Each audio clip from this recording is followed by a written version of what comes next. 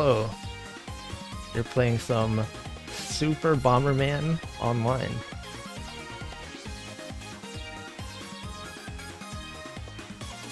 Alright, we're gonna start. So this is a Bomberman Battle Royale game that I've been looking forward to for a while.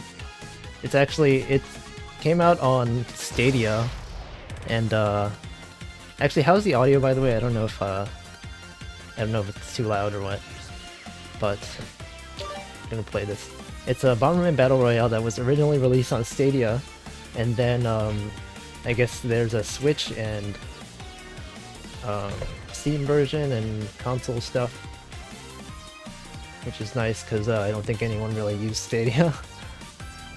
So a while back I was playing, there was this other Battle Royale Bomberman-like game called Bombergrounds. Played it like twice or 3 times on this channel. And it was fun, but I kind of wanted to play like actual Bomberman. Hold on, I have to set my face tracking to work properly. Okay.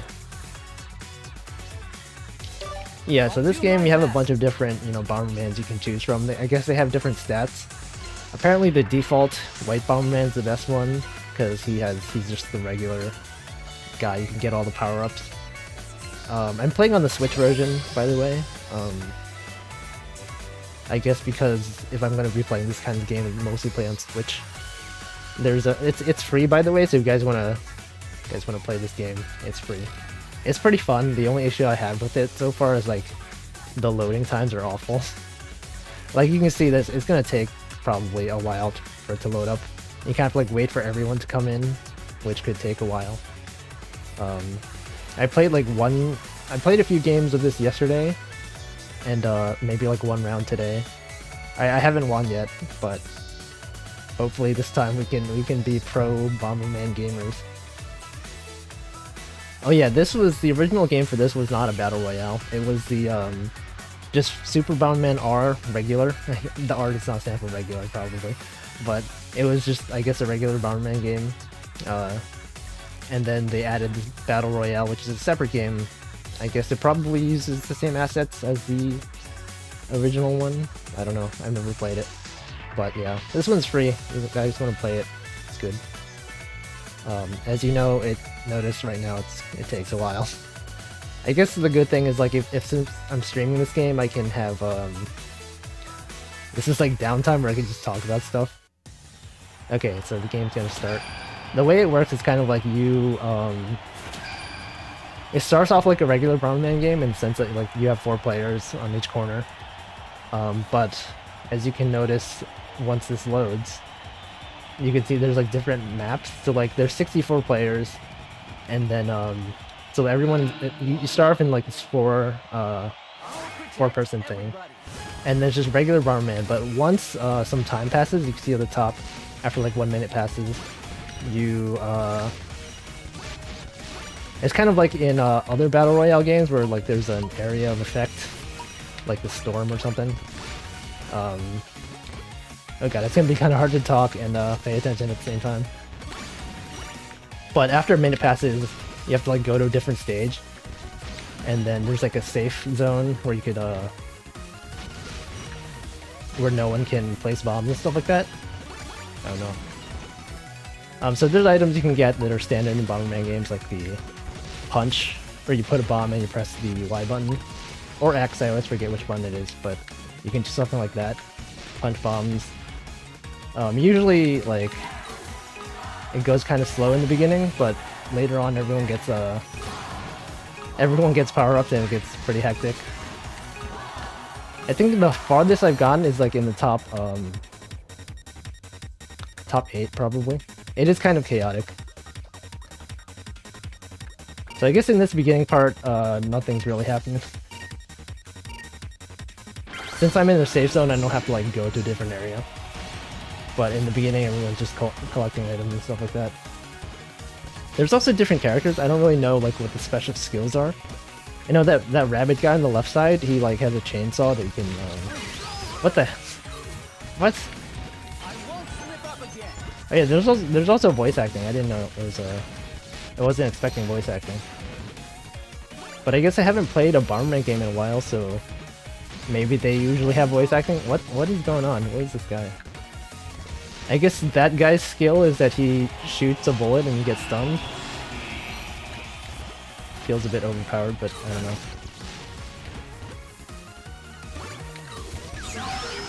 They just killed each other. It is a bit confusing. So the different characters start off with like different stats and stuff, so like some characters can only move a certain... Okay, so now I'm like in a danger area. So if you see on the like the left and right sides of the map, where the heck am I going? Okay. I don't know where I am. I'm going to die. Oh god. Okay, I wasn't paying attention. I was okay, so if you see like these hold on. You see like these things right here? Like each one of these areas represents like one of the maps we were in. Like I guess I wasn't paying attention to where I was, but apparently like after a while these areas get like danger zoned, and then you're supposed to like move to a safe area and then just continue the battle. It is kind of cool. I don't know why my mouth tracking isn't being picked up. Hold on. Calibrate. There you go. And my issue with this is like, I wish they would put something in here that lets you just join another match immediately. Cause it you have to like go back to the main menu and like load everything. Oh, I got something. A suspicious character. I don't know what that means. Okay, let me recalibrate.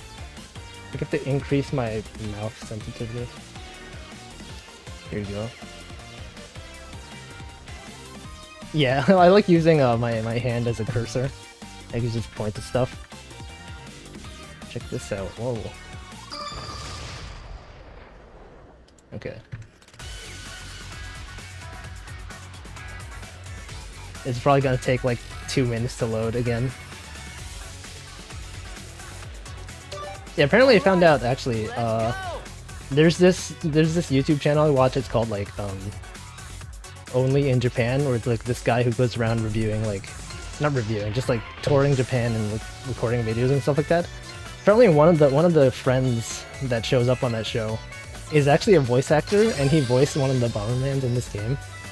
Which is how I found out about it. It was like, I was just watching a random video about like, he was giving a tour of his friend's voice acting room. Like he has a room in his house where he does voice acting and voiceover stuff.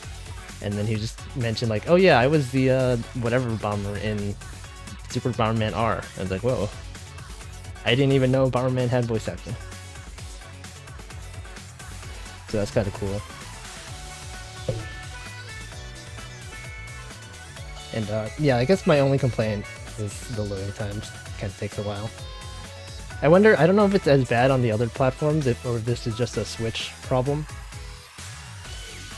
But hopefully they'll make it better in a later patch. And I don't know if this is like, it's fully loaded, but I don't know if it's just waiting for the other players to load.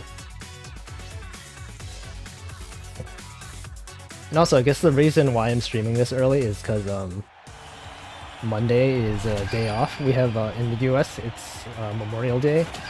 Oh yeah, they have a Fall Guys collab. You could be a Fall Guy. I think it goes both ways. In Fall Guys they have a Bomberman skin, and then in this game they have a Fall Guys character you can be.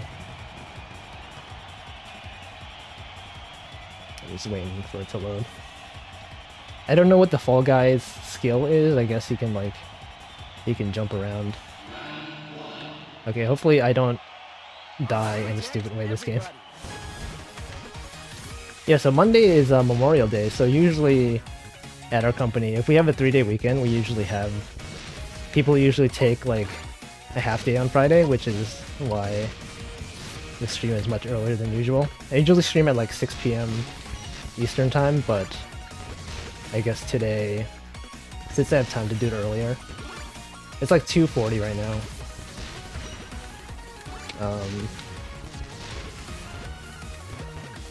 So I don't know how long I'm going to stream for. Probably I can go for a while compared to usual. So these, I guess you can see the stats on the bottom. The bomb number indicates how many bombs you can put down, which is, I guess these are like standard between Bomberman games. But for anyone who hasn't played it, so these bombs, every time you pick up one, it means you can put down another bomb. And then the bomb face things indicates how far your bomb radius is. So if you put down a bomb, it can go that many spaces when it explodes.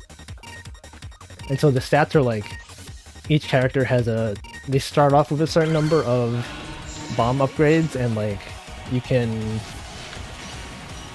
whoops, I was not paying attention.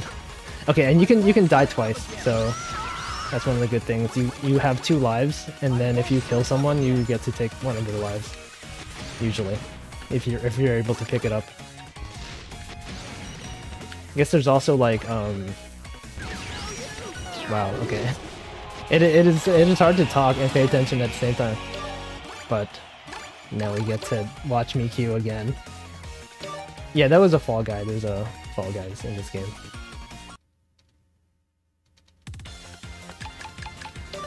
Let's go. I guess there's also private matches. Apparently you have to pay money for that, and people on Steam were reviewing it really badly because they're like, "You mean I have to pay money to play with my friends?" Yeah, I guess that's the case. To do a private match, you have to, I guess, pay money. But that's fine. I guess they have to make money somehow. Okay, let's see what that item I got was. I have a... Oops. Okay, I guess I can't see what that item was. I think I'm having issues with VTube Studio not picking up my mouse movements. Okay, hold on. I'm increasing the sensitivity. I'm all ready. He's all ready. Yeah, and then these items here, these 5 things here, are the items you're allowed to pick up. So each character has like a different set of items that you either start with or you're allowed to pick up. So some characters can't kick bombs, some characters can't like punch bombs, things like that. So I guess the reason why the original default White Bomberman is like top tier is that he's just regular. He starts with like regular stats, but he can pick up the most upgrades and most items, which makes it the most flexible. But I guess in the beginning you're not that strong. Yeah, Tetris 99 has a similar paid thing, but I actually haven't played much Tetris 99 myself. I tried playing it a while ago and I was like pretty bad at it, so kind of just stopped. I think my issue with Tetris is that I'm like way too slow at playing. So like, I'll like practice in like single player mode and I'm like, okay, I can do pretty okay. But then when I get into an actual match, it's like, I have no idea what I'm doing. And people are just really fast. And they know how to do T-spin and stuff like that. Okay, so hopefully this time I will not die. Actually, the round before I started streaming today, I played once and I got pretty far. I'm blocking the screen. I got pretty far, like I think I was in top 8, but I wasn't paying enough attention, so I just got like destroyed by some falling blocks. Like when you go between rounds, you go to a safe room and then it tells you where the blocks are gonna drop, and I guess I just got killed by blocks falling on me. Not paying enough attention. I like doing this thing where you like put down a bomb and then you just like, you know, punch it. You can also do this tricky thing where you pull a bomb and like, so it wraps around, kind of like, if you put a bomb like this and you punch it, it actually goes to the other side. So you can trick people who aren't aware of that. Like if you just start off and you have a bomb punching thing, you could just punch it to the other side and then they don't expect it. I think I got a bit of lag there. Okay, so I go here. I've only ever really played as the standard Bomberman, and I think I played as the black Bomberman once.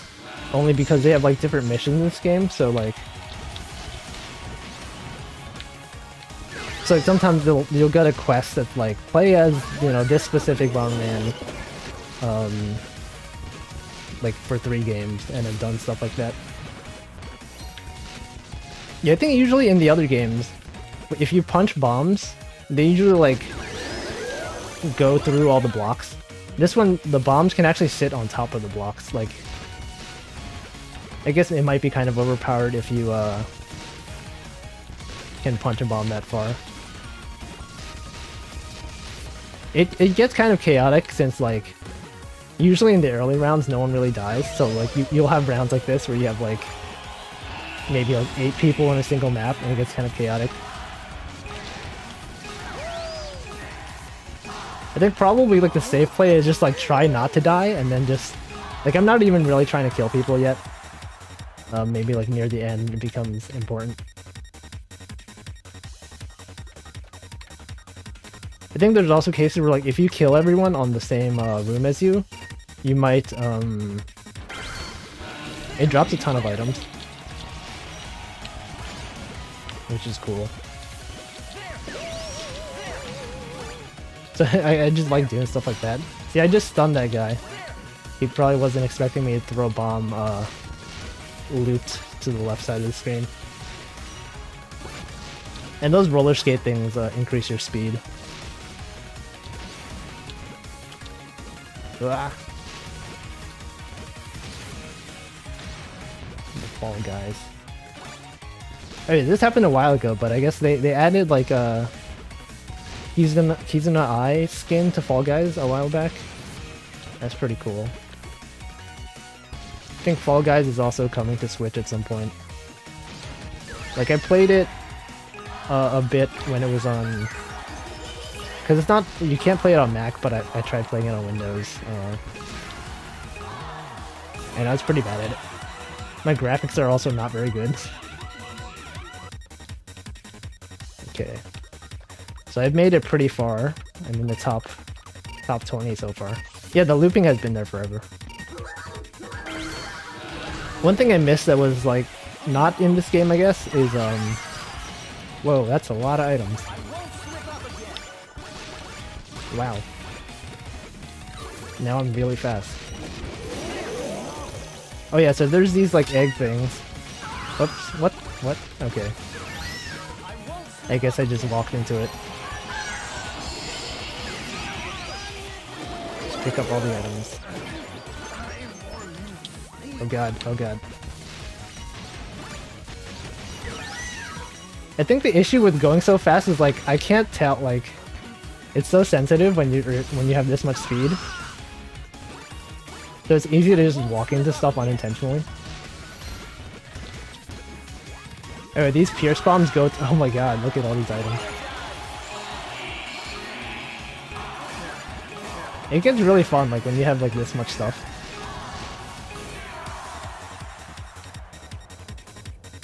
It's nice that I'm in the safe zone again.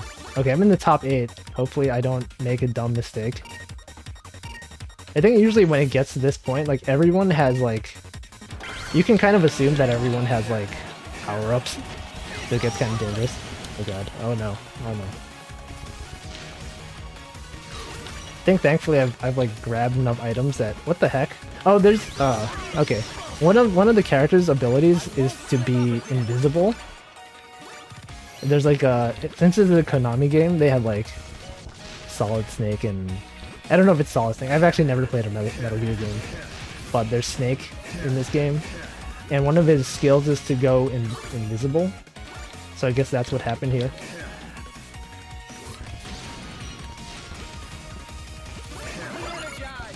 Okay.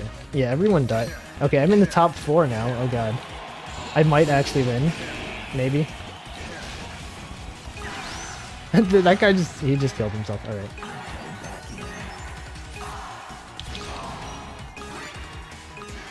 One thing that I liked about the old games was that, oh god. Like, in the old games, if you died, you could respawn, like, on the corners of the game. You could be like this guy floating around and you could throw bombs and try to get back in the game. What? Oh god, this guy is using the stun lock strat. Okay, alright. Oh, I was in the top 2. I could have. Dang it. Oh man. Yeah, I just walked into that one. That was close though. Rip. That was the hardest. Well, the farthest I've gotten. So maybe next time. Hey, I got something. Headbanging. That's funny. I don't even know how to use emotes. Ooh, kick. The clown. Hey, it's Polka. Yeah, so it's pretty fun. I think once they fix the loading times, it should be a lot better.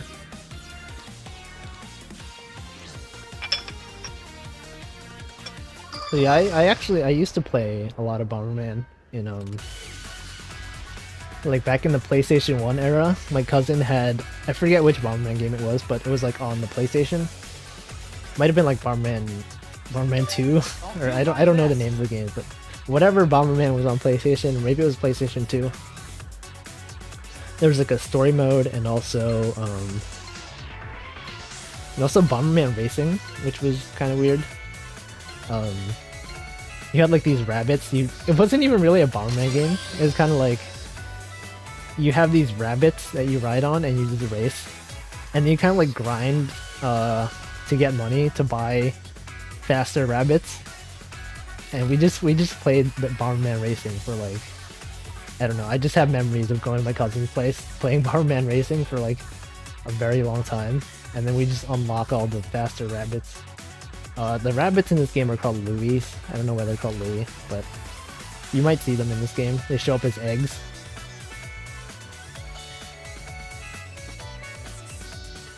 Yeah, there's a lot of Bomberman games.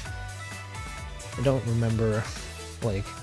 So I mostly played whatever Bomberman game was on the PlayStation 1, and then, back when the Nintendo DS, the original one, came out, played a lot of the DS Bomberman with my friends in high school.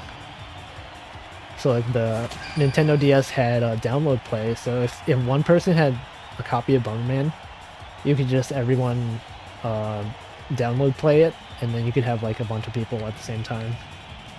So my friends and I would just during lunch or during our free periods between classes, we would just go to the auditorium and like play Bomberman. It looks like I'm saying hi. I just play Bomberman for like a long time. Yeah, download play was awesome. I don't know why they don't have it these days. Like I have a lot of good memories of just, you know. Actually, I think in this game there's like only one map, but like in the other Bomberman games there was different stages that had different like setups. That was also the case for the PlayStation one. Like I remember there was like different like conveyor belts and stuff like that, which was kind of cool. I kind of wish they would bring them over to this game. It'd be interesting. Like instead of just a plain level like this. Wow, what is this guy doing? He seems kind of overpowered. But you would have things like conveyor belts, so you put a belt on a conveyor belt. you put a bomb on a conveyor belt, and then it would just travel. There's like mine carts and stuff like that. Oh yeah, that is true. Download play. I guess the games on that you could download on the DS are kind of small, so maybe it's less of a thing as games get bigger. I feel like I'm gonna die. These two people seem kind of good at this game. One thing I missed from the other Bomberman games was, oh god, he just stunned me and killed himself. I hope that was worth it. There's like different power-ups like line bombs, which like you just double press A and you place down all your bombs at the same time. That's one of my favorite items to use, but I don't think they have it in this game. I guess we could look at the different characters they have. So I always just use the default one, this dude, and whoops, okay.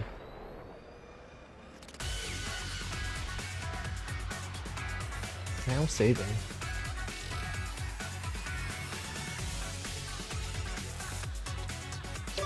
All right. There's one of, I think like the blue Bomberman starts off with the this bomb right here. This spiky looking one. I think it's called Pierce Bomb in this game. I vaguely remember it being called Atomic Bomb in the old game, so maybe I'm just misremembering it. Because every time I try to Google search Bomberman Atomic Bomb, I don't get it.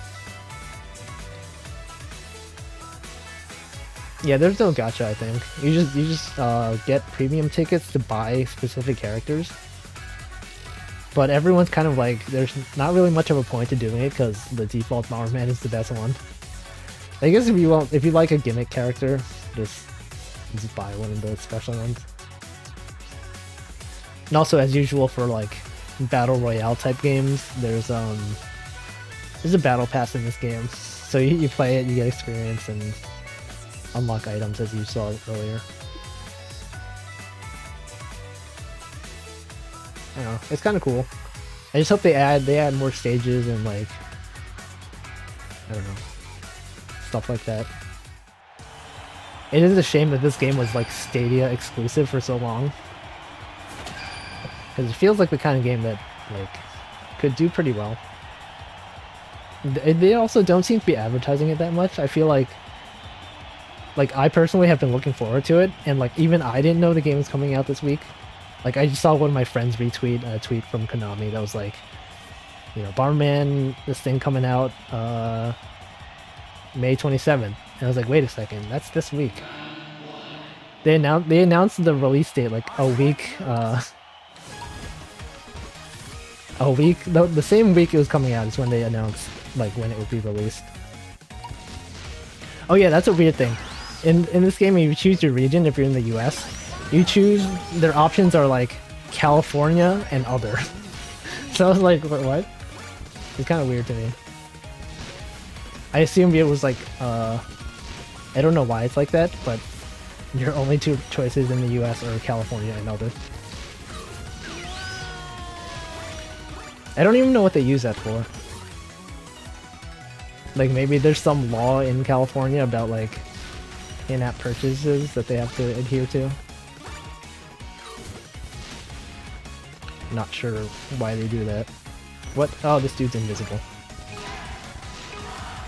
That's tricky. I feel like being invisible is like probably pretty good in the early game.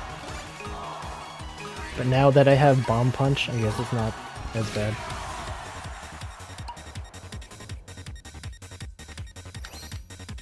I chose other, of course, because I'm not in California. It's so dark here. Like when I saw the like region choosing thing, I assumed it was something like, I know in like Puyo Puyo Tetris, they have an option to choose a region to which sets like your ranking and stuff like that, so you can see like you're the top player in, you know, New York versus being the top player in California or something. But apparently that's not what it is. I don't know what their region choosing thing is for. But yeah, it's free. It's fun. You can play it. You can download it on Steam. A lot of people have been leaving bad reviews on Steam because they don't like the fact that you can optionally pay for stuff. Ooh.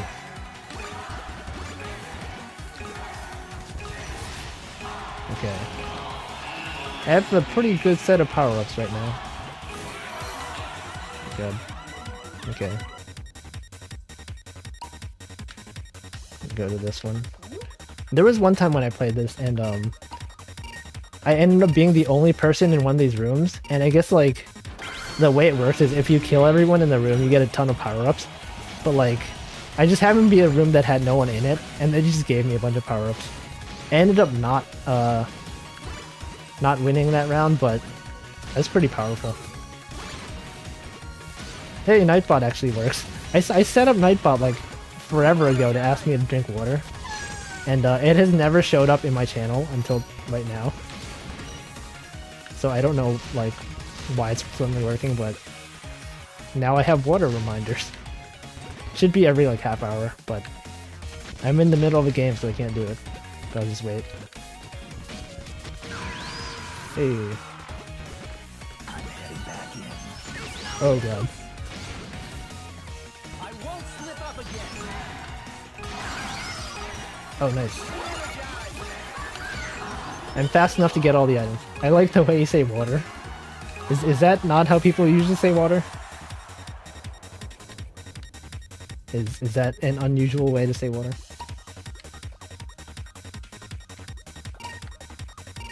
I knew someone in high school that said, he used to insert an H in the word water. He said like water. But it's like he didn't have a speech impediment or anything. It was just like specifically when he said that word is when like he'd say it kind of weird. But oh yeah, I'm riding the this rabbit. It's called Louis. Wow. And I guess it kind of serves as an extra life. Like while you're riding Louis, you can't use your regular like oh shoot, you can't use like your bomb punch and stuff like that. Water. Water. Warp turtle. I'm kind of just I'm just like I don't feel like trying to. I guess all these people are feeling the same way. I don't feel like trying to kill them yet. I just want to survive. Okay, let's go up.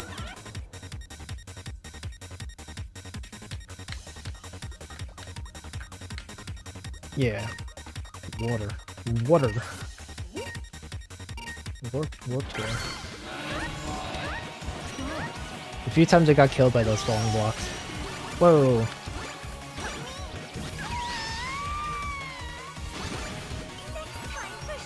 And I guess the difference between this game and like the regular ones is kind of just... Hey, nice. At the end, everyone's super powerful. Which usually doesn't happen in regular Bomberman games, because by the end everyone's just dead. And everyone who's made it this far is doing pretty well. Water. No.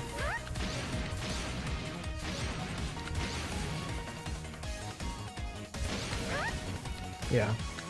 What was I talking about? Oh yeah, played a bunch of Bomberman games.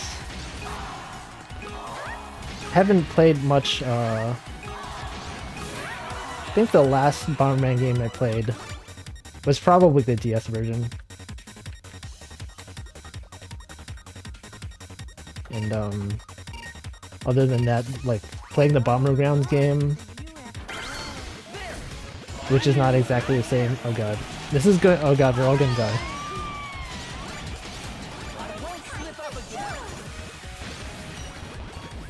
Okay. I feel like, I just have to avoid, like... Not gonna try killing anyone yet, I'm just gonna try to... Okay, yes, I have an extra life now, so if I die once, I'm still good. Yeah, there's a lot of people. I wonder what happens, like... Oh no. I just bombed myself. I wonder what like, does this game have a sudden death like the older games? Because I think usually... usually in the old games, you would... If you take too long on a level, they start dropping like blocks on the corners of the screen to force everyone to go into the center.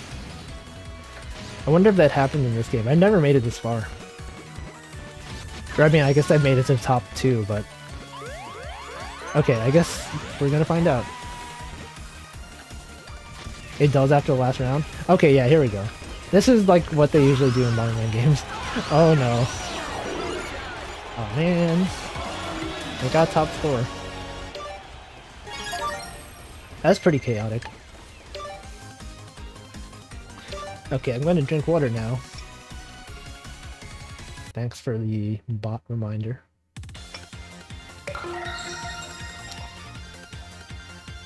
Calm down. That feels like BM. Just say calm down.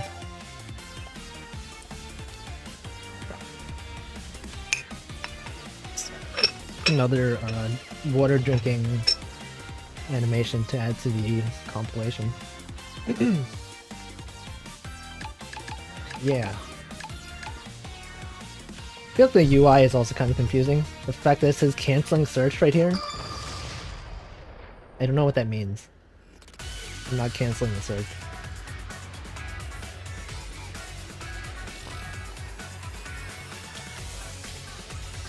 Of course, I'm gonna choose the default one again. All right, let's go. I kind of wonder what I'm gonna do this weekend. We have like 3 days off, and then just kind of like, I don't know. I just watch streams all day. I don't know. Probably should find something to actually do.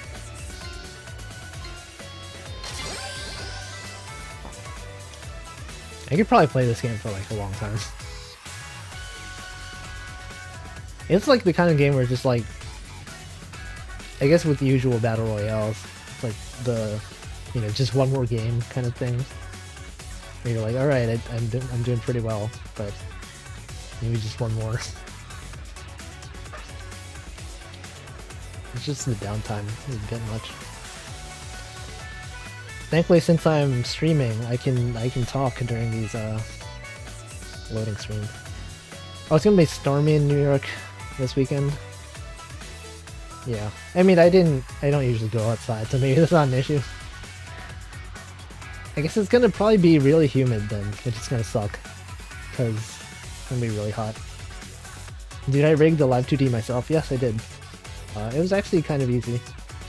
Like the first time I tried to rig my original Live 2D model, it was really confusing.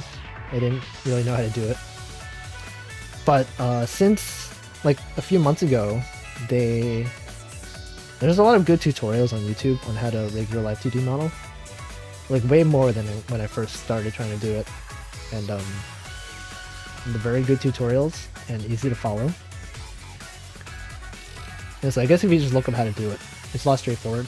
Also, I use the free version of Live 2D Cubism. And it's good enough for me. I don't usually, my model isn't very complicated, so I don't need like extra like textures or layers and stuff like that. And I actually mentioned this on the previous stream, is that Live 2D, the company, is going to give me a special pin because they liked my rig, which is I was surprised by that. But sometime maybe like this month or next month, we get something in the mail. Can I spin? Sort of.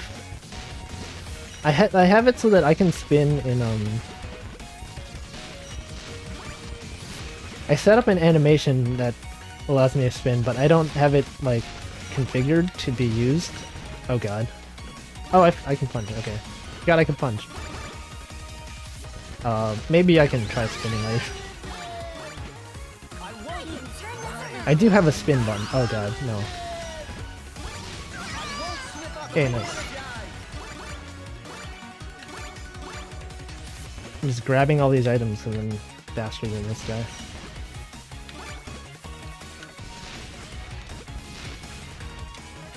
Yeah, it's pretty easy for me to add like new outfits to this model, Live 2D model, because of the way I modeled it.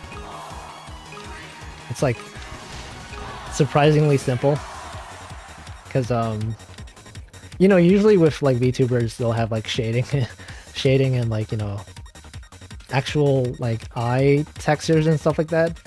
Whereas my model is just like, I just have vertical lines for my eyes. I have like, you know, 10 different facial expressions.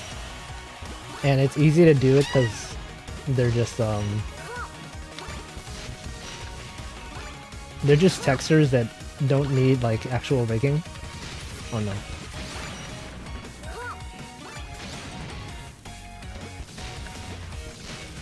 And so I feel like since I've mostly been playing Mario games until now, this is like my default Live 2D like outfit, and I feel like this is the one I've used the least.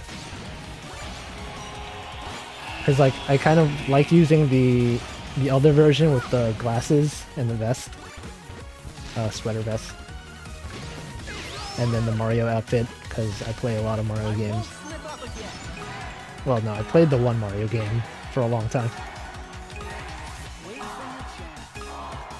Yeah, it's pretty easy to rig. And I also, like, I learned some Blender, which is the 3D modeling program. And I was thinking, like, I could probably make my own, like, 3D model to use if I wanted to.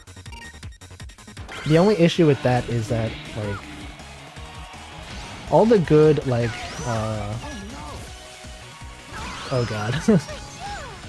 Alright, if I can grab this life... Yes, okay. All the good 3D, VTuber tracking programs, they're for Windows, and I'm on Mac, so I can't actually use them, which is unfortunate. But if I could probably figure out how to make my own 3D model, like, in this style.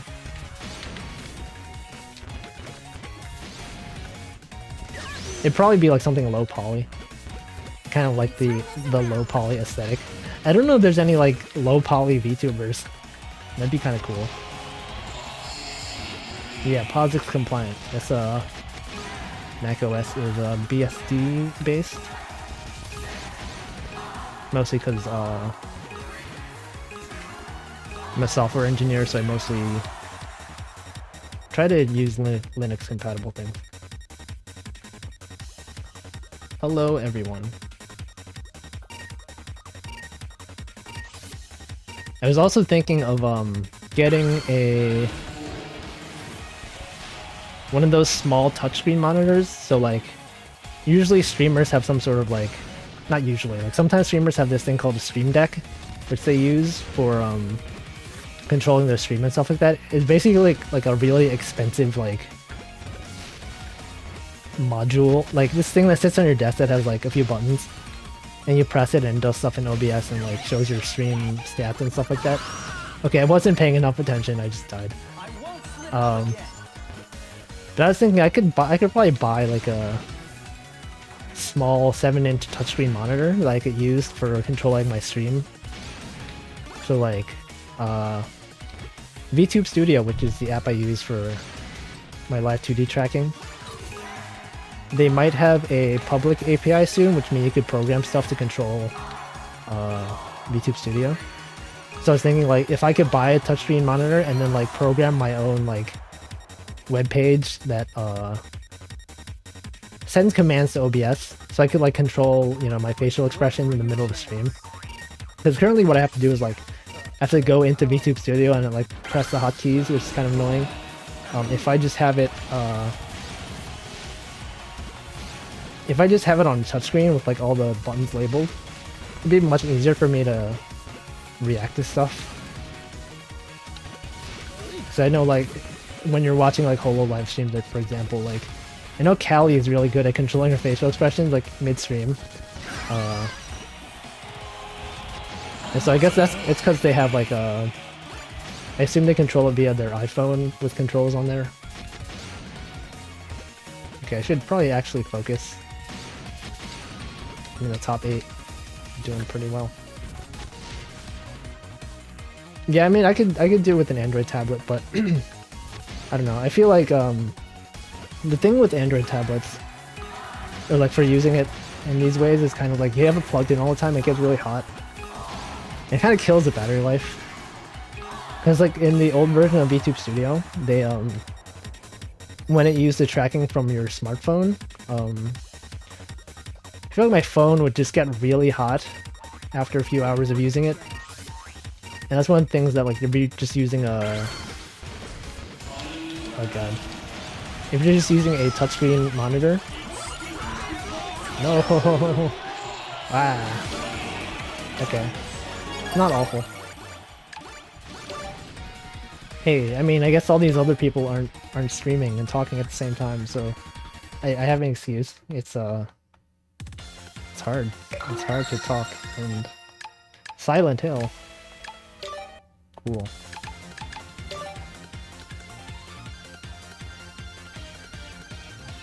Yeah, in VTube Studio, there's not really expression buttons. I guess the way to put it is like, you just have these generic buttons on the right side of the screen, and there's no label for what they do.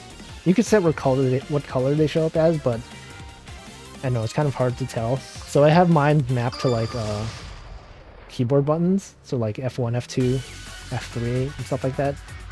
But like it would be nice to just see what they look like at a glance.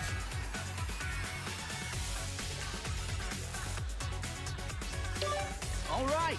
Which program did I use for motion capture? I'm using VTube Studio. So VTube Studio, there's like two different ways to use VTube Studio. One of them is like if you have the smartphone, so either like a recent iOS device or a recent Android device that has like certain AR features. The way the VTube Studio app works is you like run a VTube Studio app on your computer, and it starts up like a local server you connect to. So then you go on your phone, you point it at the server, and then just does the face tracking on the phone, and it sends all the params to the program. And then it's usually much more accurate, at least for iOS. I know the Android version isn't very good because it doesn't do eye tracking, but for iOS, if you have a device that has like face, I don't know what it's called, like face unlock, the tracking is actually really good, which I think is why most like industry VTubers use iPhone. Yeah, they have a chip just for like facial recognition and stuff like that. So like the tracking of your eye movements and your mouth and all that is like really accurate. Unfortunately, Android doesn't have stuff like that, so the VTube Studio that runs on Android is not great. Yeah, Face ID, that's what it is. But it's like kind of expensive to get an iPhone that supports it. You need like iPhone X or above, and that's like hundreds of dollars. And then the other way to use VTube Studio is like, it's pretty recent, like maybe two months ago they added webcam support, so that's the version I'm using. Oops, I just got a notification. Okay, it's just a recruiter email. So they added face tracking to webcams, and so I just have a webcam plugged in and it's reading it. Is it possible that it shows your face by accident? So the way these apps work is actually, it doesn't show your face at all. If you go in the program, it shows like, it doesn't show your face, but it shows the features, like, it'll show where your eye is, so you'll get like this weird like looking, I guess, I don't know what to call it, like wireframe model of your face. But it's not like, it's just the features of your face, so it shows where your eyes are, where your mouth is, but not your actual like, you know, actual face, which is nice. It means you can't, you know, accidentally show your face. And also the way I have it set up is so there's multiple ways to capture it in OBS. You can either set it up via like,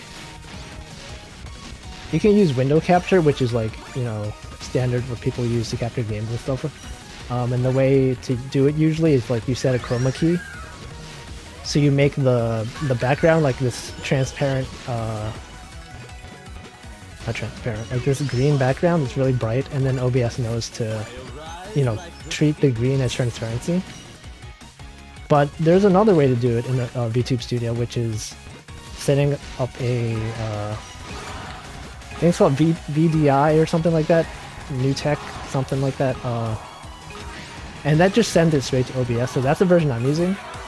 And it doesn't show your UI at all. So if you enable that, it'll just send your model and what's on screen. Like, it won't include any of the like the buttons and things like that, which is pretty nice. But you kind of have to enable it every time.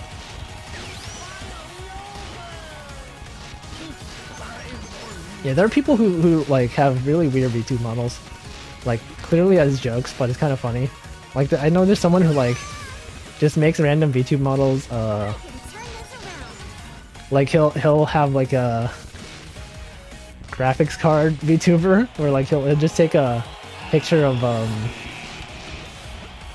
he'll just take a picture of like an RTX whatever. Whoops, it's not paying attention. Like an RTX graphics card. Oh god, I should stop talking. And then he'll like make a VTuber model based on the graphics card. So you'll have a graphics card that has a mouth and just talking about stuff. Is the Android version better than the webcam version? Not really, it's actually worse. So the Android version does not have eye tracking. And so like what I used to do was like, you can configure VTube Studio to follow your mouse. So you could assign different parameters to different parts of your live 2D model. So since the Android version didn't have eye tracking, what I would do is I would set my mouse to control my eyes. So like if I move my mouse to the top left of the screen, my live 2D character would, you know, move their eye to the top left. They would look to the top left, and then if I move to top right, they would look at the top right. Things like that. But it's kind of like, it's not that great. I think I was able to get away with it for my model because, you know, it's pretty simple. For more complicated ones like that, probably not look as good. I'd recommend just getting like a cheap webcam. They tend to work pretty well, I guess.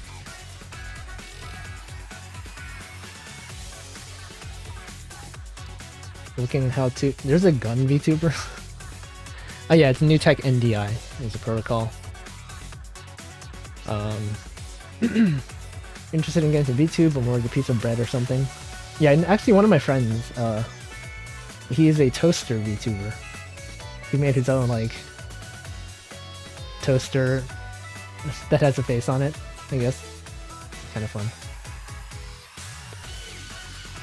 Yeah, people, you can make VTuber live 2D models of anything. Realistic photo of a block of cheese. Yeah, you could probably do that. I mean, it's pretty simple to make these things. So you have a PSD document where every layer is like a controllable thing, and then you kind of just import them into live 2D cubism, and then just, you know, just move parameters, assign parameters to different things. So like you'll have your eye as one layer, you'll have like this part of your hair as one layer. I mean, the annoying part is kind of like knowing how to do the mouth movements. So in my previous live 2D model, my mouth was just a series of 3 frames. So in this one I have it kind of, I don't know, you can kind of see it moving between the different... It's not that great, I guess, because of the lighting in my room is not good, but it's probably fine. So like Merryweather, but for VTubers. Actually, isn't Merryweather a VTuber himself? I think I saw on Twitch. He streams now. Random question: have I played Fire Emblem? I played Fire Emblem Awakening. I think that was the only Fire Emblem I've ever actually played. It was fun, I guess. It was kind of like I've been seeing I played it like a long time after the game came out, so it wasn't like, you know, when everyone was talking about it. But for me, like, since I'd seen so much Fire Emblem fan art, like I was like vaguely familiar with who the characters are. And then it wasn't until I actually played the game I was like, oh, so that's who this guy is. Oh, so that's why everyone's talking about, you know, why Chrom marries you by default if you don't if you don't marry anyone else. And stuff like that. But yeah, I didn't play on like the mode that people usually play on, which I guess is permadeath. It's just kind of annoying to me to... Sorry, trying to not die. Whoop. Where am I? Okay, I'm here. What was I saying? Permadeath. I forget. Oh yeah. I feel like people who play in permadeath, like, in games like that, they usually just reset when a character dies, which is kind of not the way I want to play. I just want to, you know, if someone dies, just whatever. You just want to get on with the story. I don't want to, like, play the same map a bunch of times and then just, you know, if someone dies, reset the game. I also think I just played on normal or like maybe even easy at some point because I didn't really feel like actually playing. You know, like at some point when playing the game, I kind of just want to get through with the story. And then if I'm actually interested in the gameplay, maybe I'll go back to it, but That didn't end up happening. I kind of rushed through the later half of the game. Okay, so it's actually kind of hard to read chat like while I'm playing this. So I kind of just have to work off the last comment I saw, and I'm still talking about Fire Emblem. Okay, difficulties, all games have that by default. Where am I? Okay, I'm over here.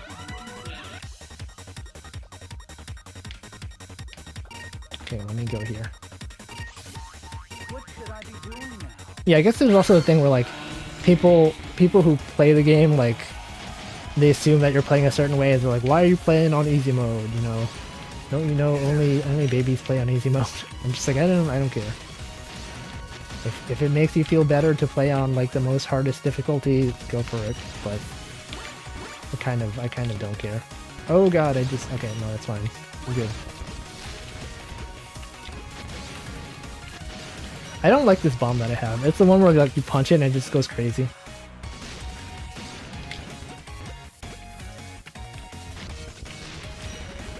Oh god, this guy. Okay.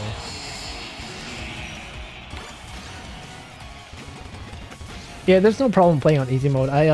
When I played Celeste, which is known to be a pretty hard game, actually like I played it mostly while I was on a plane, and like I got tired of playing the same level and over again because I was having trouble with it. Thankfully, Celeste has like you can sort of god mode through it if you wanted to. Like if you just get tired of failing, you can just set it to easy, or like, you know, you could add more jumps and stuff like that. And I was just like, all right, I'm getting a headache playing this game on a plane. I'm just gonna like this guy just bombed himself. You can just set it to easy mode and just go through with the story. And then if you're interested in playing it, you just go back to it later. But I don't know. I finished the story and I'm like, alright, I'm done. Which is usually how I play games. Oh, I was looking at chat, that was my excuse. Let me get to life.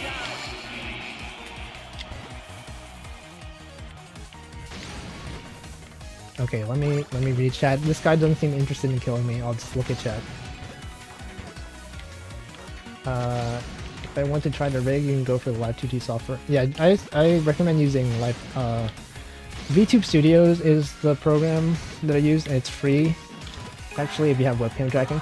The only thing is, like, if you don't pay for it, they add a whatchamacallit, logo to the bottom left. And actually, it's a character that I drew, so you know, some people like to keep it there, even though they paid for the program because they like the art.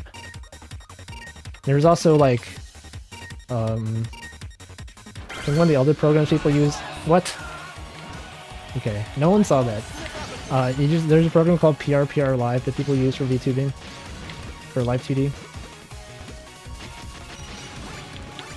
And, oh no! All right, best of 8. All right, now I can actually read chat. Hold on, let me drink some water.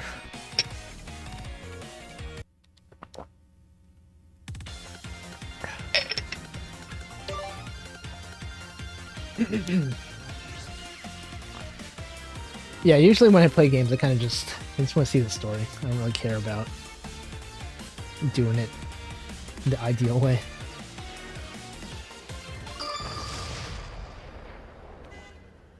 Oh, you were in the previous battle, the one that I was in, or what? I never was really able to get into Fire Emblem. I don't know. I just see the fan art sometimes because people I know play it. I saw a lot of like was it like Three Houses? Fire Emblem Three Houses or whatever it's called. There's a lot of fan art of that back when it came out. I guess the thing is also like those games are pretty long. I think like over time I've kind of stopped wanting to play long games. Like it used to be like, oh yeah, this game's 50 hours, great, that's good value. Now I'm like, oh man, this game's 50 hours, I don't have time for that. I have VTuber streams I want to watch. Like other stuff I want to do, but nowadays it's kind of like if a game is short, I'll be more likely to play it. Yeah, Celeste was a fun game. I like, you know, the fact that games that have configurable difficulty, I guess is a way to put it. So like if you're playing a game and you just kind of get tired of playing it and you just want to finish the game, I like when games give you the option to do that and not force you to have to do it the regular way. Because I mean, you know, some people care about doing it proper way. Some people just want to be done with the game. Yeah, you can watch VTubers play the game for you. That's another thing I've been thinking about, like the fact that there's, especially for story-based games, if you watch a VTuber play a game, or any streamer play a game, and you're like, wow, that was a really good game, but like, now that you've seen someone play it, you have no reason to buy it yourself. So it's kind of like, I don't know, kind of like a lost sale, right? Like, I remember when I was watching the, when Ame played the, whatchamacallit, oh no. Like the later Alligator game was pretty fun to watch, like the writing was really good. But it's like, since it's story-based, you don't really have much of a reason to play it, I guess, once you've seen someone play through it. And also the, like, there's no game. That was like a pretty fun game, but like, I've seen someone play it, so there's no reason for me to play it myself. Which is kind of unfortunate. But I don't know. Maybe that's just one of the things about being a game developer. You kind of have to accept that, you know, there are going to be people who play your game, like, just watch a streamer play it and then just not actually buy it themselves.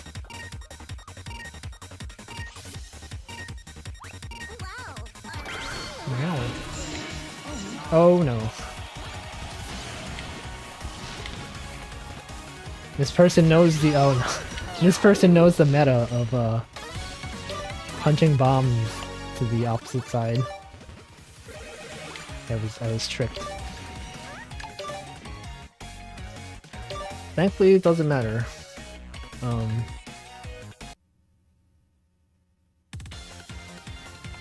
feel like Let's Plays are also less common of a thing nowadays. Like, everyone just does streaming. You don't really see people just talking to themselves as a Let's Play that often anymore.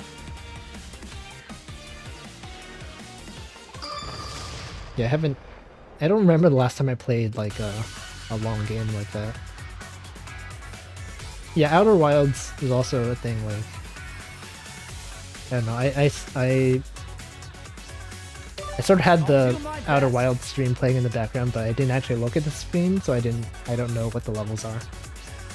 I feel like I wasn't that interested in it, but it was like nice to watch sometimes.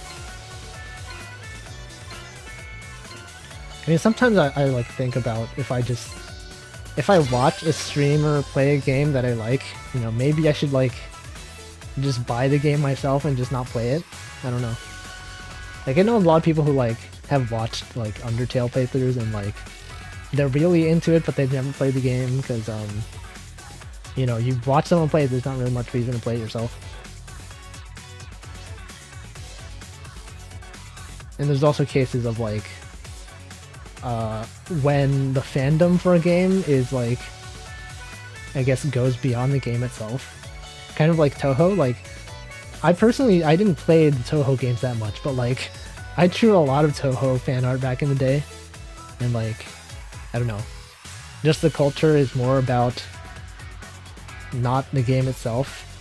I feel like maybe Undertale has gotten to that point where like, when you see people post Undertale, like, gives fan art and theories and stuff like that, you know, it's only based on the characters, but the game itself is like pretty old now, and anyway, yeah, something about games. Yeah, the stream isn't crunchy this time. YouTube is not lagging terribly. There are like streams that like are games that people that developers don't want you to stream. I know that's common with like Japanese companies especially. Actually, like, the people were mentioning Merryweather earlier. I think yesterday I actually, like, on Twitch I was just like browsing And I saw Merryweather's stream, and I think he was playing Danganronpa or something, and people in chat were saying like, you are not allowed to stream past chapter 1 because they don't want people spoiling the story. And so I don't know. I didn't watch the stream past that, but I saw that being mentioned. And like, I mean, yeah, I guess it kind of makes sense for like the concerns like that, but I know it's a bit weird. But I know like most like people who stream the game like that are not in Japan don't usually pay attention to those rules. Like, I don't know if it just applies to like if you're in a streamer company. Oh god.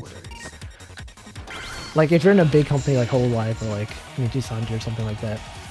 Or if it just applies to like just some random guy playing a game with like 5 viewers. It might be one of those things where it's just like they'll not actually enforce it, but sometimes people don't want to take that risk. I think I also saw like I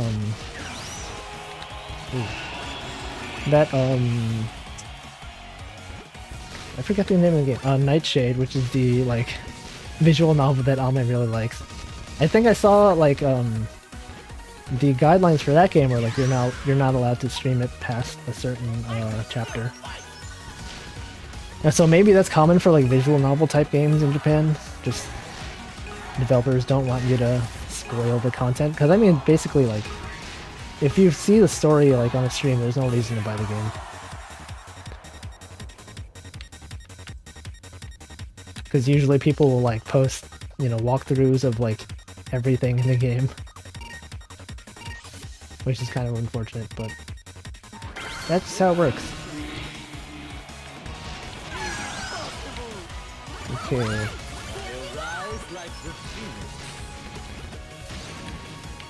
I'm not used to the voice acting being in this game. Oh yeah, in the old Bomberman game, they had like, ooh, wizard. Dang it, these people are so much faster than me.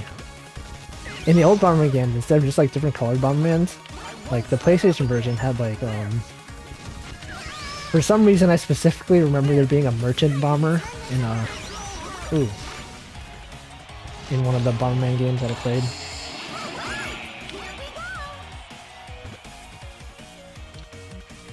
Yeah. Don't mess with Persona fans, we haven't even played the games. I've never played a Persona game myself. All I know is that like, I guess there's like Shin Megami Tensei games and Persona games, and then sometimes the SMT fans get mad at Persona fans because they're not real fans or something. I don't know, this weird like gatekeeping thing. And people are like, oh, you like this series, you know, and you don't like Shin Megami Tensei? What's wrong with you? I was not paying attention. Sorry. Oh god, there's so many of these. No, I can't get any of the power-ups because these guys are so fast. Oh god. I feel like this is gonna be pretty hard for me to... I don't have many power-ups compared to these people. Okay. I saw that coming. No problem, no problem. Okay, let's see, I can actually... See, I feel like the difference between my chat and like a chat with lots of viewers is that like you guys post actual sentences and it's actually hard for me to keep up with chat because, you know, it's not, you're not just saying like LOL or like Lamau. Okay, let's see, let's look at chat.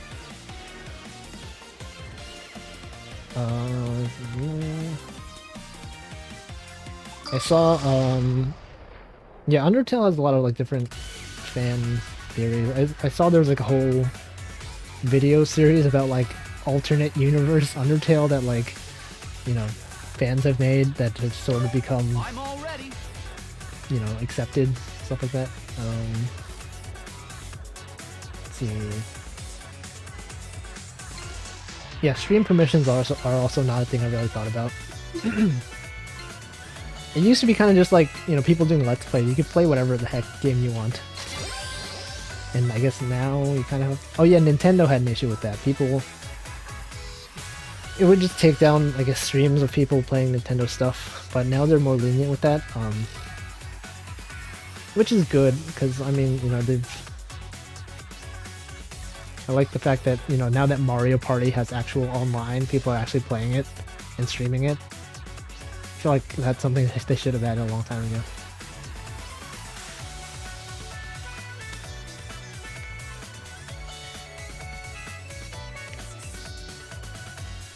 Oh yeah, when I guess yeah, some people like if you see a VTuber playing a game that you're interested in, you just play it yourself before.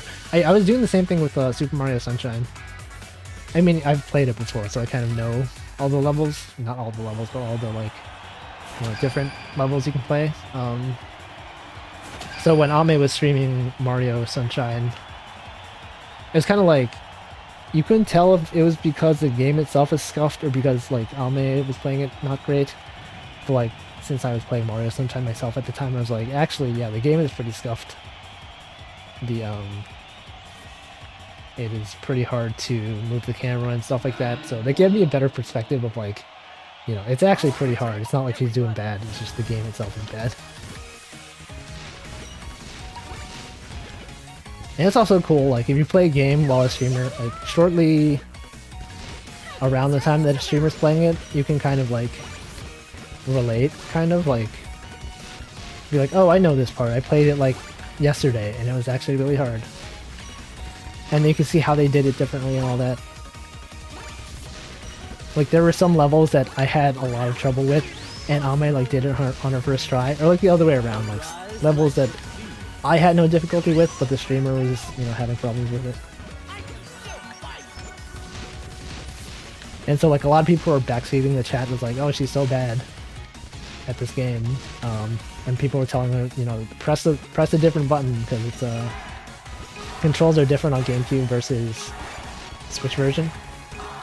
It's like if you actually play the game yourself, you can tell by all these backseaters like haven't actually really played the game themselves or recently. Yeah, Chuckster, the Chuckster part. I think yeah, the Eye Patch Wolf video. I haven't actually watched it. I've seen people recommend the Undertale alternate universes video to me. I'm aware that the video exists, but it's like half an hour long. I don't really feel like watching it yet.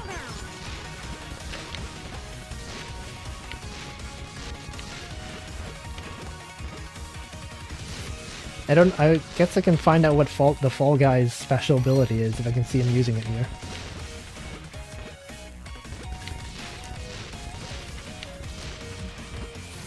I feel like Bomberman is like a perfect kind of game that you can just play it and like kind of turn off your brain and just like, I don't know, you don't need to be focused all the time, so I can just talk about stuff.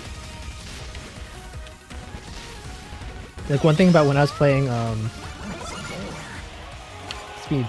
when I was playing the Kirby game, Kirby's Dream Land 3 a few days ago, is that I actually realized that I don't remember anything about the gameplay. I was kind of like on autopilot the whole time, just like talking about unrelated stuff, and like I don't remember any of the levels.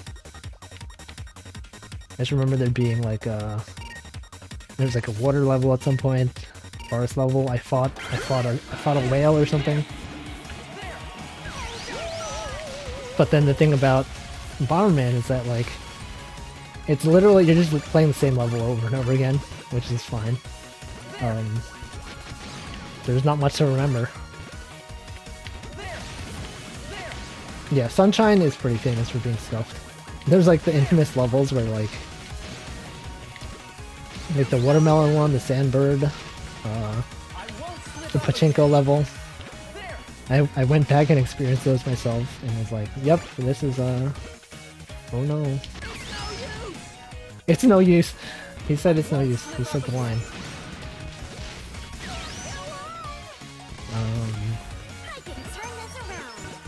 Okay, alright. That's fine. We're good. We're good. Gonna drink some more water.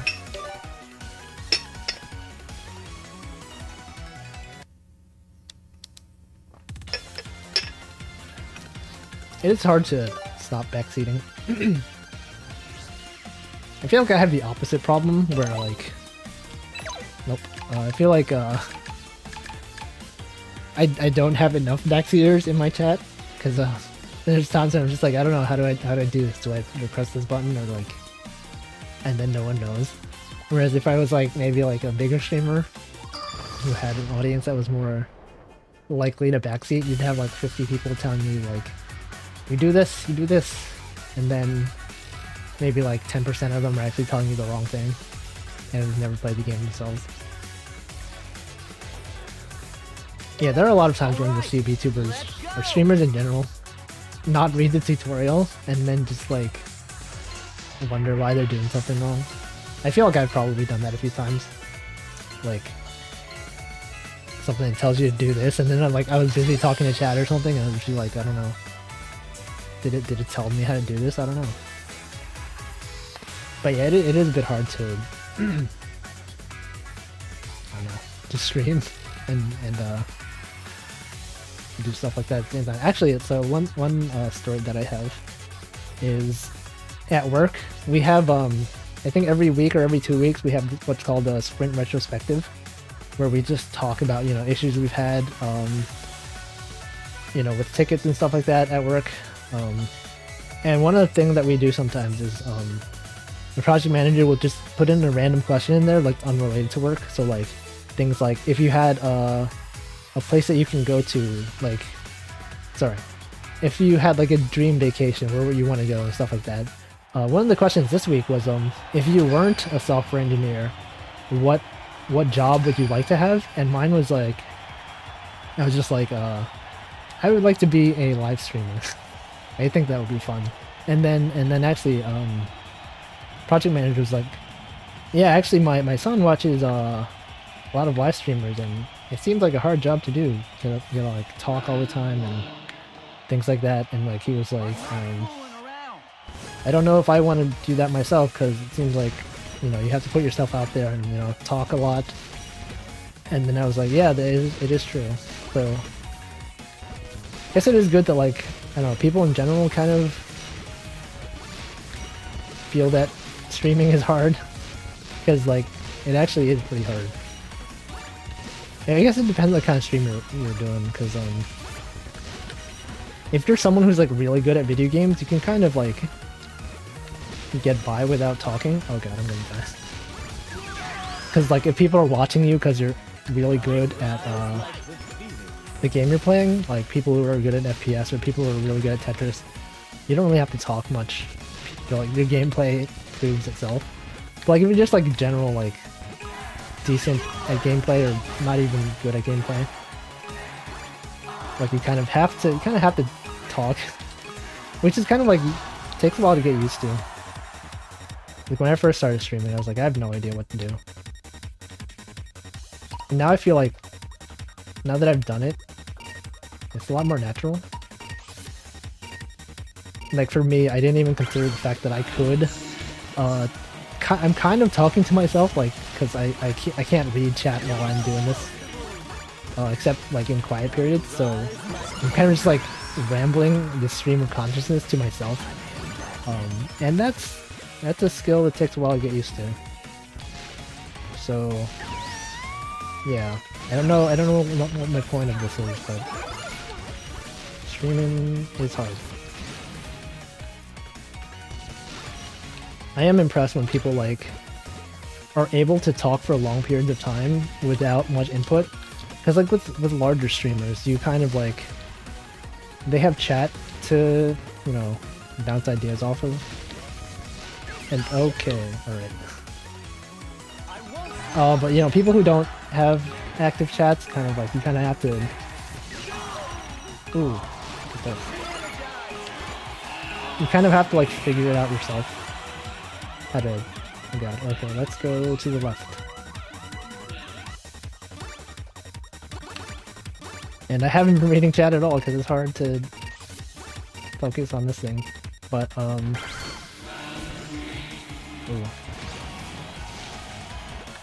Yeah, okay, alright.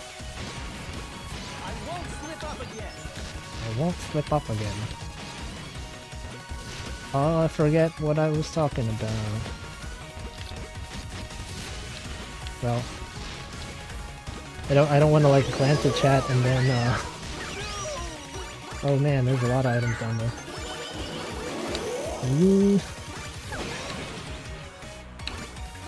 Okay, I got the speed upgrades.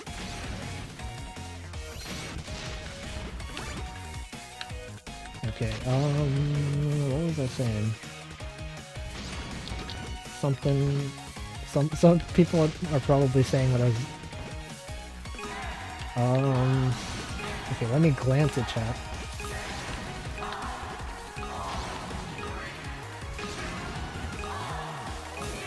Oh yeah, like, see, you can get nervous when... Yeah, I like games that have downtime, where you can just not focus exactly on the game, and like, you could just talk. Wow, there's a lot of items being dropped in this game.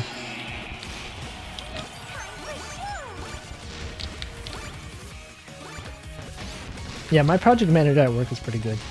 He's been here a while, and he's pretty... Actually, so like at my old company that I used to work for, like the managers were like incredibly non-technical. So like, oh, I just sniped her. Wow, that was a good kill. You guys see that? We'll record. I just clipped it.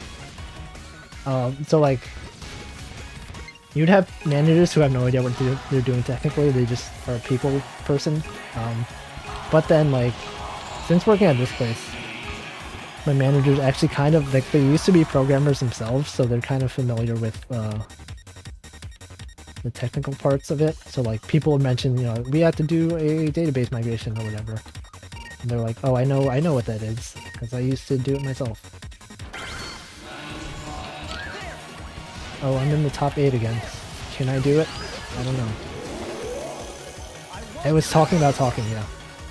I think it might be easier for me to, like, if I had a second monitor, like, if I were to buy the... Oh god, no. If I were to buy the, like, 7-inch monitor that I could have on my desk, it'd be easier to read chat, like, in the middle of doing this. Because currently... Wow, look at all these items. Currently, like, the setup that I have is that, so I'm playing this through OBS capture, and then I have YouTube chat on the right side of my screen. Nope. Oh no. Okay, I'm still on this. Hey, I win by doing absolutely nothing. This guy seems pretty good. Okay, top 3. Top 3, maybe I can do this.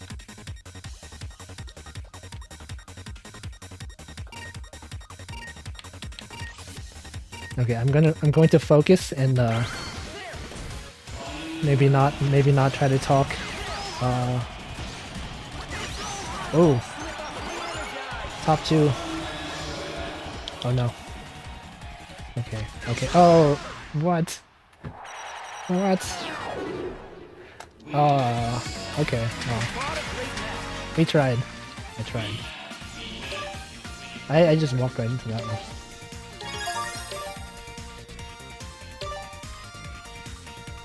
Okay, now I can actually read chat. If there were more of us, we'd probably all be telling you the wrong thing to do. Yep, that's true. Oh, look at that outfit. The drip. That's what the kids call these days. The drip. Okay, let's see. Talking about without having chat for input, yeah, that's true. I was thinking like I could either me or my chat or the stream is delayed by a solid 2 minutes. No, I think I'm just not I don't know, I think I'm just not reading Okay, we can measure stream delay by like if you hear me say this, say hi Wolfie in chat. And we can measure how long it takes. I'm all ready. Okay, I got it right now. So the stream delay is however long that was. It's not that long. It's not so much that the stream is delayed, it's more that like I'm reading like chat from like 2 minutes ago because some long sentences. I was considering like one of the problems I have with streaming is like the fact that you have to like schedule a time beforehand. So like to make sure that people are actually aware that the stream's happening, because basically all my streams are like guerrilla streams, kind of. I just like sometimes I declare them like farther in advance so that more people are aware of it, but a lot of times I'm just like, I feel like streaming this game right now, and then I can't just like go live immediately because no one's gonna be there, and then you're gonna have like people coming in like 10 minutes later and being like they have missed like 10 minutes of content. So that's the hard part. Like you have to like set us like it is nice when VTubers they have a set schedule that they adhere to throughout the week, and it's just kind of hard for me to do it because like I watch streamers and I don't know when they're gonna stream, so I don't want to like stream at the same time and miss some content. That's why most of my streams just are kind of like, if I can find some random time that like no one else that I watch is streaming. And so I was thinking like, I feel like a let's play would be good for that kind of stuff, like. But I actually tried recording a like, oh wow, what was that? What is this dude? So I tried doing a like, what is this guy doing? I don't know what. I don't know any of these like special characters. Oh. Okay, he just stuns you, I guess. That feels a bit OP, I don't know. So I actually tried recording like one episode of me playing AI Dungeon for like 10 minutes. It's actually kind of weird to just talk to myself. Even though like okay. Even though I'm kind of doing it right now because I don't have live input while I'm not reading chat. But just knowing that no one is actually watching the video. Oh. I didn't actually upload it because I don't know, it was kind of weird. Oh.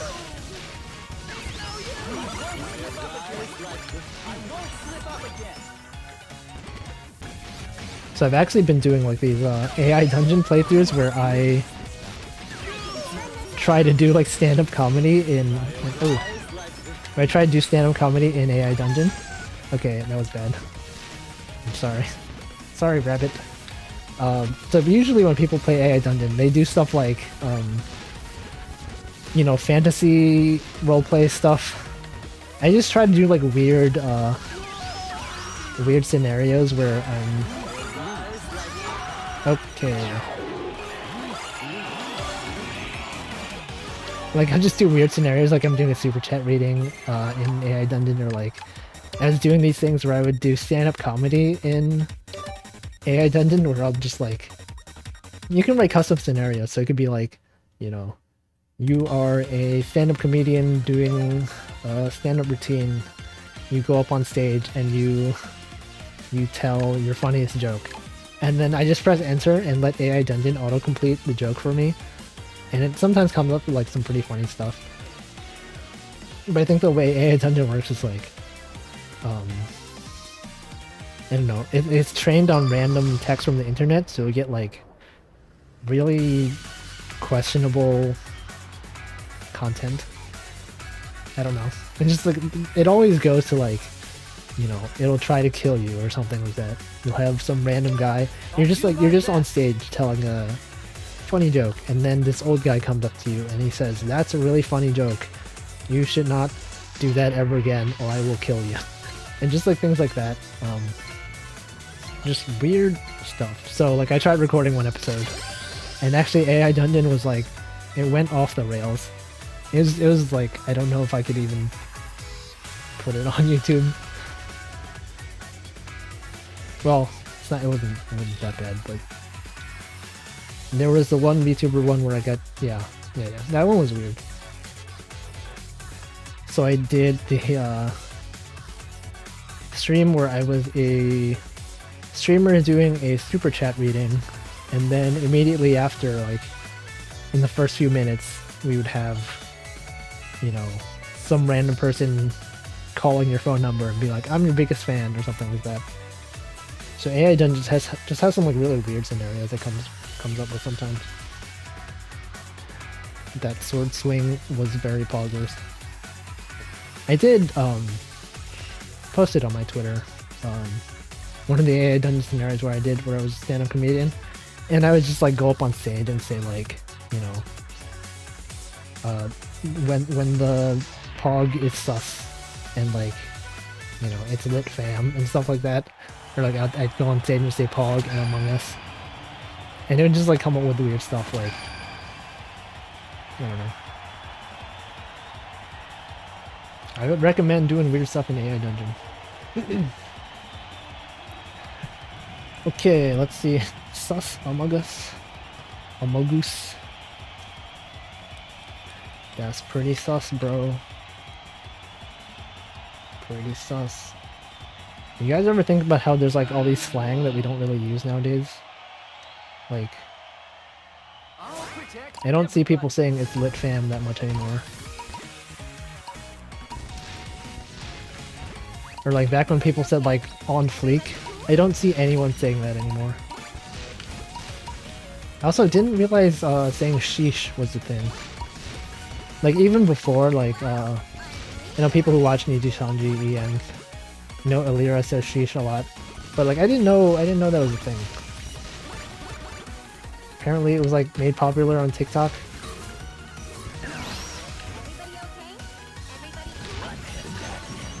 But I don't keep up with like memes and slang nowadays.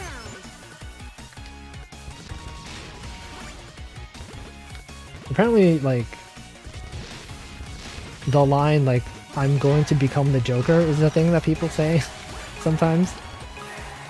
Like, as someone who's never watched a Batman or Joker movie, I assume that's not something the Joker has actually ever said in the actual movie. Like, he hasn't said, like, "I'm going to become the Joker," right? That's just something people made up. And actually, like, oh god, there's a lot of people on this screen. I actually didn't know that "we live in a society" is something that Joker didn't actually say until, like, the Justice League Snyder Cut trailer where he said it. And people were going crazy about it because, they're like, "Oh, he said the line." I was like, isn't that something just the Joker just says that normally? Apparently not. He does not say we live in a society.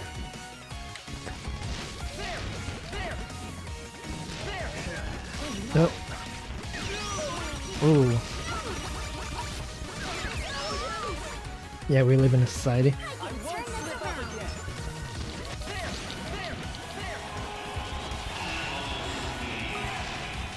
I can't tell what this announcer is saying. Wow, there's so many people on this map.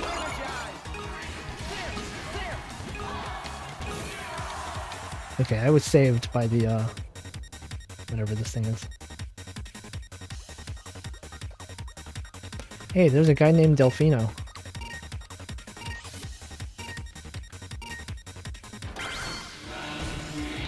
Okay, let's go. It is kind of hard to make out what the announcer's saying. I don't know. Wow. Anyone have any plans for the weekend? If you're in the US and you have like this 3-day weekend, you guys usually do. Like with COVID being a thing, you don't really have much of a reason to go outside.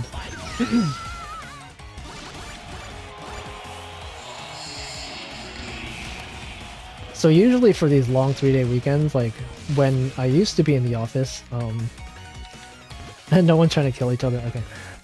When we used to be in the office and we had these long 3-day weekends, usually on Friday we'd have a half day like we do today, and what I would do is I would just walk around, like, because it takes me like an hour to get home. I didn't want to like just go home immediately and oops. So I would just go around, like walk around Midtown and stuff like that.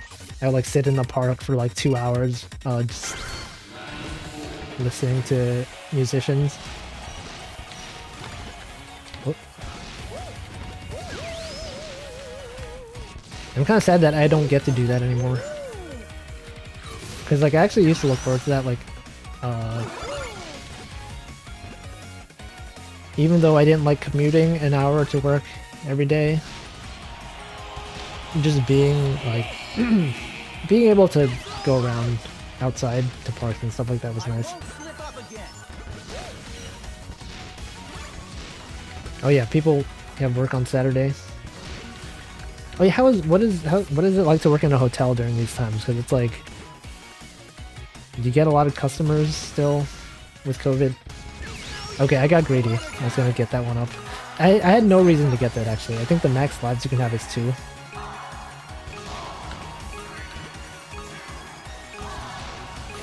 Wow. Dad wants you to drive him around town on Sunday. For what? Well, I guess it's a personal question. I feel like I don't know. I haven't gone outside. I haven't been on like a train or a car in like months. I guess people sometimes they still have obligations, like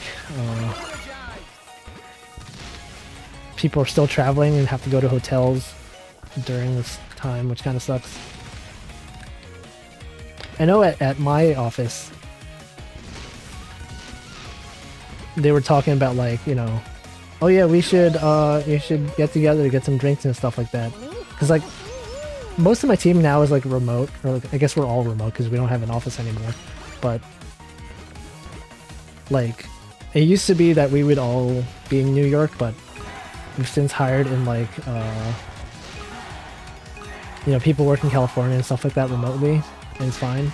But they're like, we should like, you know, pay for some people to fly out here and you know, just get drinks and stuff like that. I'm just like, I don't want to do this. I don't know if I ever want to go back to an office. But I mean, to be fair, they said it was like optional. So like people who wanted to do it, but like, that's not me. I don't want to. I don't even drink, so it's like going to a bar is kind of weird to me. Wow. Oh, top 3. Top 2? Nope.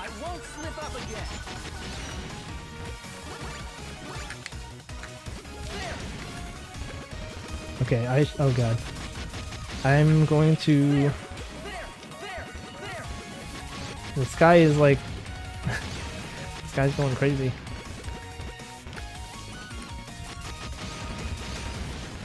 This guy seems pretty good. Oh wait, did I... Okay, well... I might have this because I have 2 lives, this guy has 1. He'll probably just end up killing himself because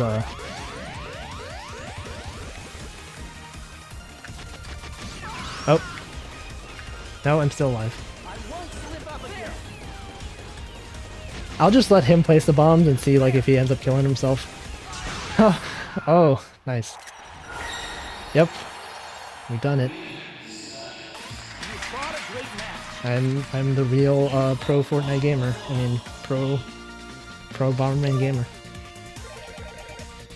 Nice. Very nice. That's the first time I won a battle royale in a while. I like that, oh, look at that.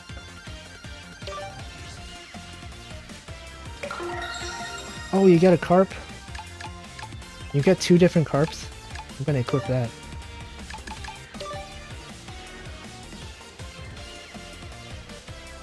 Poggy.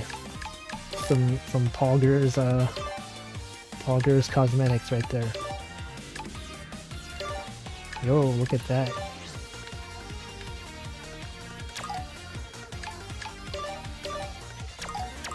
Okay, let's equip, wow, that's a pretty... What is this? I like this one.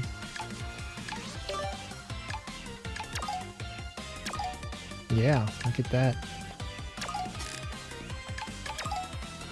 Alright, I'm gonna go get some more water, actually. Let me queue up, and then hopefully I don't miss the start of the match, but I'll go get some water. Hold on.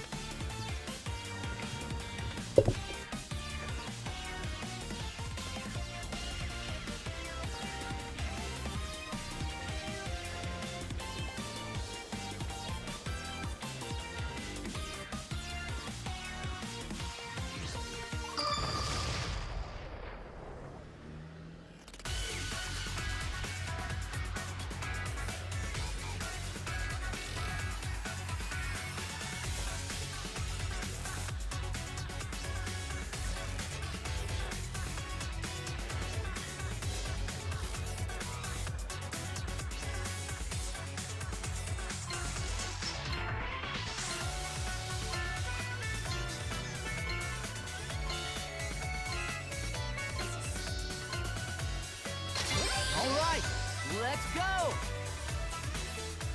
Ooh, alright, I'm back. There was an AFK Bomberman in the last match that survived 2 minutes. Nice. Actually, I noticed the bot didn't tell me to drink water. I have it scheduled like every 30 minutes. It just told me to drink water once and then just stopped.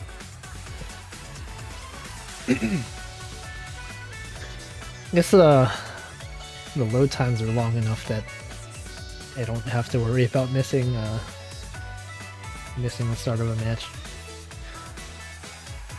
They then exploded themselves later. I feel like the thing about this game is like with other battle royale games where you drop on an island and stuff like that, you kind of don't need everyone to load up at the same time. Like if someone takes a long time to load, that's fine, they'll just drop later. But I think the reason why the loading times for this game takes so long is like you actually have to wait for everyone to be on the map. Because like you kind of need the 4 people in the room at the beginning, otherwise it's kind of unfair. Wow, look at that drip. That's what the kids say, the drip. Remember it used to be swag, now it's a drip.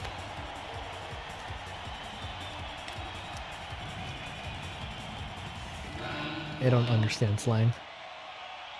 I'm not fooling around. Okay, it is kind of weird having this carp. I don't know, it feels kind of like... It feels like my hitbox is bigger than it actually is. Kind of don't like this carp, actually. You like swag more? Yeah.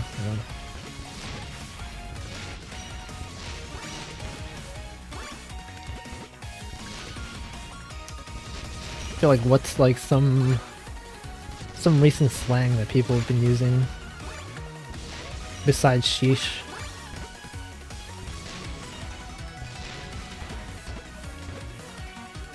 Besides sheesh and pog.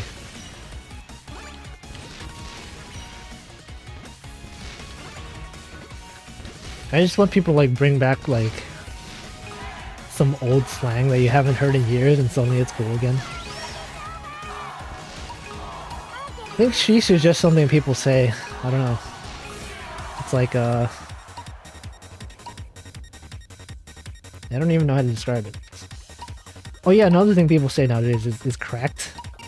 Like if you're good at like Apex or something, you'd be like, dang, you're cracked at Apex. Like I hadn't heard that before.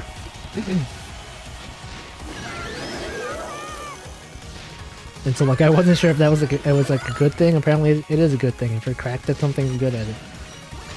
Oh, I walked right into that one. I won't slip up again. Okay, it was awful. Yeah, that was a bad round. Yeah, Twitch slang is also a thing. Like people, every time they add like a Twitch, better Twitch TV emote, people start using it. Hold on, I think that since I went away, the mouth calibration is a bit off. Let's calibrate. Okay. Yeah, like you see people use like cat jam and like rat jam and stuff like that. I just find it kind of weird. Like on Twitch, there's like these unofficial emotes that are on like better Twitch TV that people use. And then if you don't have the plugin installed, you kind of just, I don't know, you kind of just use, you just see text. And so like I've never used better Twitch TV, so I don't actually see the emotes myself.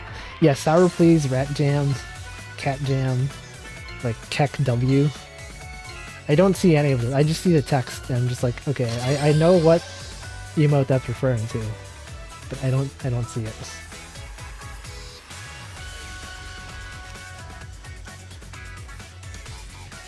Pog.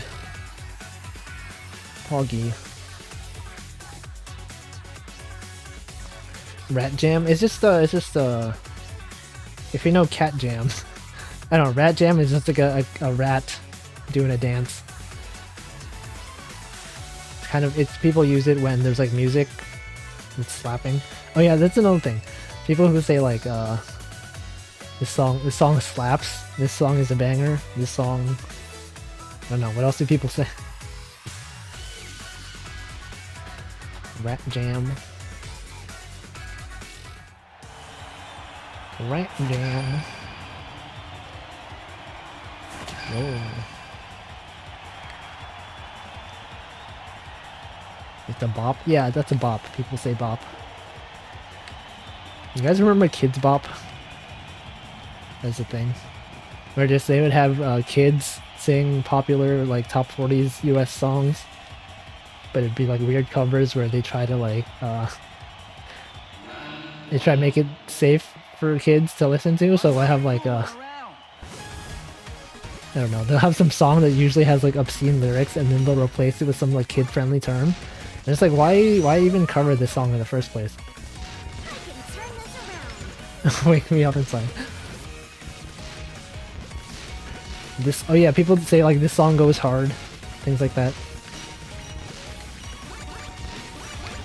There's a lot of different ways to say like this song is good.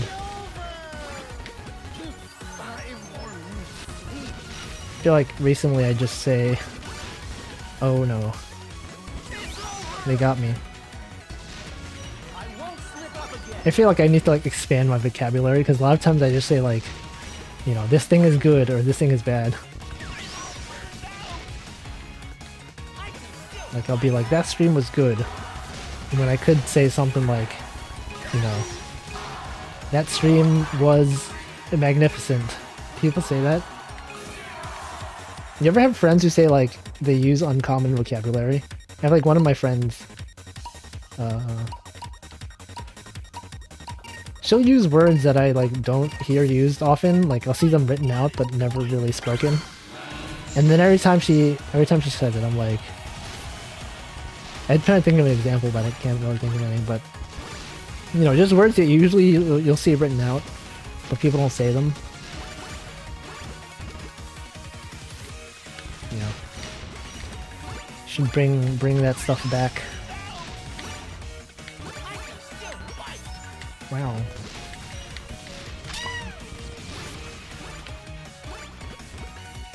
Oh yeah, it's also a hard thing for like people who don't have English as their first language and like, what? That guy just lagged. And you see slang or like, you know, languages where sarcasm isn't really much of a thing. Like in Japanese, there's not really, sarcasm isn't as much of a thing as it is in English. And so like, you'll see people posting like comments to like artists that are like, you know, it seems kind of rude when you think about it. Like they're just like, I hate this or like delete this, but it's actually like they mean it in a positive way. Like, you know, this is so good, I hate, you know, the fact that this is so good, or like, you know, telling them to delete this because they love it so much. I don't know. And then like the artist doesn't understand because they don't speak English. And so you just have some weird understandings, like, you know, this random, what? Okay. Like this random English speaking person is telling me to delete my tweet. What did I do wrong? Things like that. Abscond. I don't even know what that word means. This song slaps. What does abscond even mean?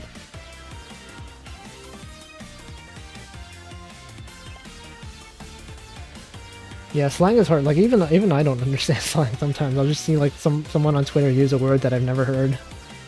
Or like it's a word that I've seen, but like they mean it in a different context and I've seen it mentioned before. Apparently on like TikTok there's a term called like Cheugy, like Cheugy or something. And there was like this whole like New York Times article about it, and it's like it's some made up word that apparently means something, but I have no idea what it means. And then they try to explain it, and I'm just like, I still don't know what you're trying to say. I'm all ready. Redacted.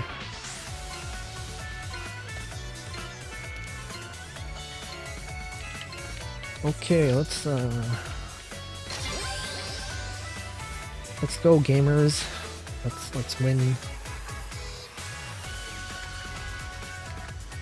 It's time to win. I keep forgetting I wanted to change the fish. It makes it look like my hitbox is larger than it actually is, which kind of confuses me.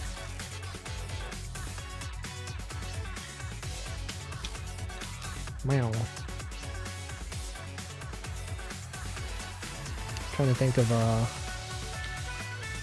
what else. I kind of want to find something else to do this weekend. I need like some kind of programming project to work on, or something to make in Blender.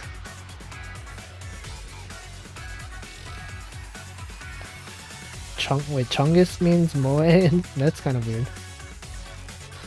Thought Chungus was just the Bugs Bunny, but thick. Remember? Thick. You ever see someone spell thick like people usually spell it with 2 C's nowadays, like THICC? Like, I don't remember the last time I've seen someone like type it the regular way. Just imagine seeing someone type thick, well, like with CK. You should bring that back. People just spelling things the way they normally are spelled. Oh yeah, speaking of Chungus, you guys see that, this was a while ago, but they added Big Chungus in apparently like there's a Looney Tunes gacha game that's official, and like they added Big Chungus as a character.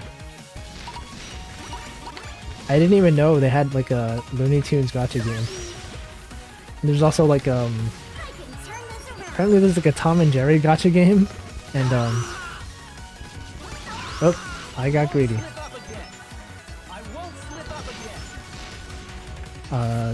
There's a Tom and Jerry gacha game, and like they added one of the like Jerry's nephew or something as a character, and then they gave him like a dress, and everyone's like freaking out about it. What is this guy doing? Yeah, I don't even know how to use a taunt. How do I taunt in this game? Oh. Oh, I can... Okay, you press L to do a taunt or, like, say stuff. Yeah, I mean, people say thick with a CK when they're talking about, like, actual objects and things like that.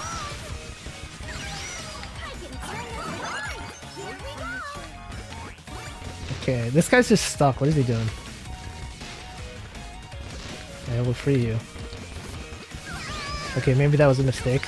Yep, that was a mistake. I just... Oh, I still have life.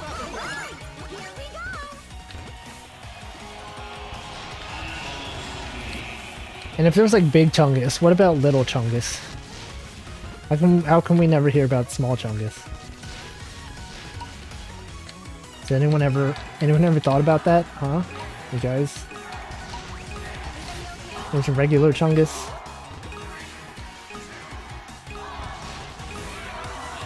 Nope.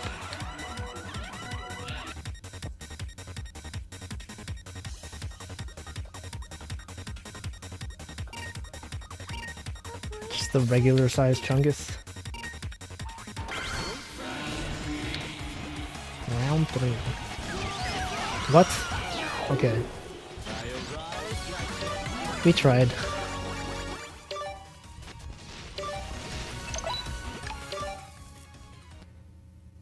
Little Chungus is default Bugs Bunny. Is that true? Slightly above average Chungus.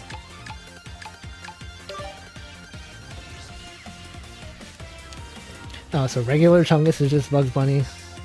Oh yeah, remember? I forgot about Baby Looney Tunes. That was a thing. There was also, what is it, like Tiny Toons Adventures back then? You guys remember that show? And there was like a... I forget what it was. There was like a red and pink Bugs Bunny. They weren't Bugs Bunny. I don't know if they were related to Bugs Bunny, but they were like rabbits. And there was like a small Daffy Duck. It's a pretty old show. Tiny Toons Adventures, I think that's what it's called. Oh yeah, Babs and Buster Bunny. I remember they had like a Game Boy Color or Game Boy game based on Tiny Toons Adventures. Quacky, yeah, that's like were they related to? They weren't related. Okay. Didn't like the Looney Tunes characters actually show up in that show? Like, I feel like they did at some point. Yeah, it's one of those shows that like I don't really remember much about it other than the fact that it existed. Like it was the same era as like Animaniacs. And then when I think about Animaniacs, I was just like, well, there was there's Animaniacs, there was like Pinky and the Brain, and then there was like wasn't there also like some show about pigeons like in there? I vaguely remember there was like the 3 pigeons, and there was like some like Godfather pigeon that didn't really speak English, but like good feathers. Was that in Animaniacs, or was that I don't know. Yeah, there's all these shows that are kind of like variety back then. How do you guys remember this anyway? Like I don't remember those shows at all. I won't lose. I like that the guy in the bottom right is named Your Mom, LOL. It was in Animaniacs, okay. There was like all these like variety like shows. Like remember in even Dexter's Laboratory had like these variety shows. They had like the Justice Friends, where it's like they had a segment on Dexter's Lab sometimes. And then like if you guys had Nickelodeon, there was a show called Kablam that I remember watching. Kablam with like June and Henry. I don't know.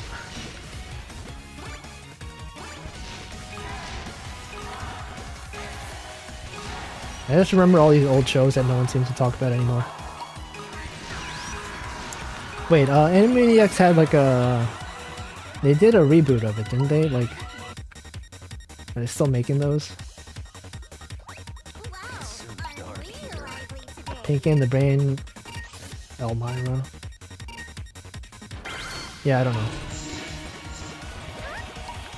There's a lot of like old shows on Hulu. Okay. Oops. Rip. Ooh.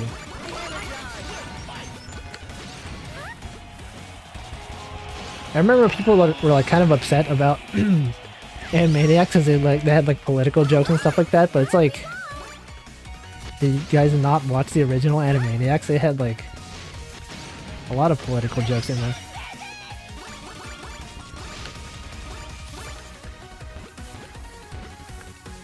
Elmira is the female Elmer Fudd from Tiny Toons. I don't remember that at all. There's like, I don't know, just all these. Like all I remember about the show is the fact that it existed.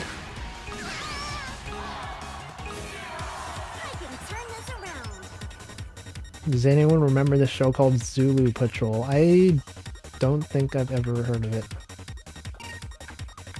I remember, you guys remember Zaboomafoo? With the Krat brothers? It was like on PBS. I used to watch that show all the time.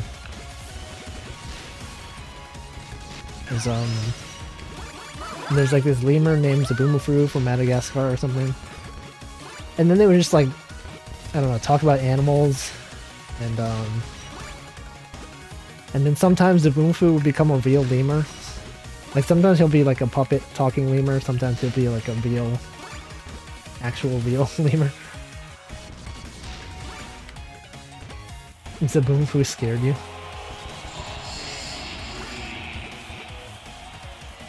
Kubo. Yeah, PBS had a lot of good shows. How about Cyber Chase?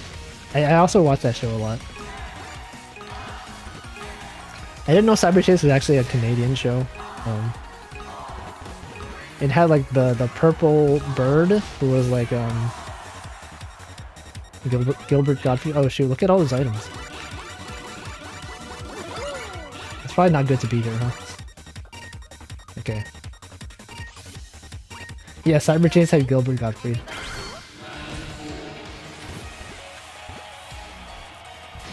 Actually, like, I think I even continued watching Cyber Chase when I was in high school. It's just a good show. Like, I remember there was this one episode, like, so oh shoot, they'll have like these cartoon segments, but then like in between, like maybe in the halfway mark, they'll have these segments played by real actors, and they'll just talk about like, you know, different math-related concepts and stuff like that. And then I'd watch an episode, because it usually aired at like, you know, maybe like 3 p.m. or something. And I think in high school, that's usually when I got off school. And so they would just show that on TV, and I'd be like, I'd watch it sometimes. And there was like this one episode where they were talking about like, what is it like? There's this one guy who was going to,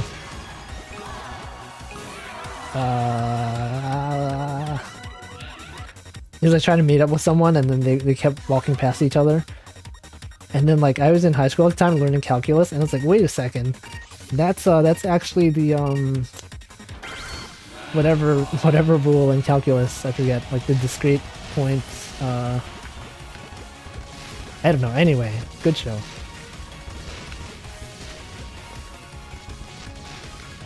Canadian shows did have a certain vibe to them. Whoa.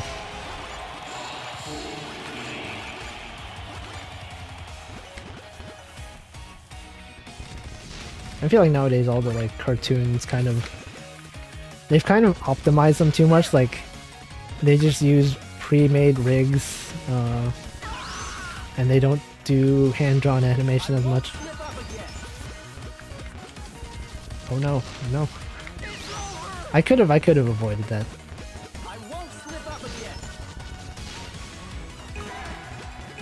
This guy's too good. Okay, I did that to myself. Oh, there's ranks in this game? Wait, what? I can go from bronze to silver.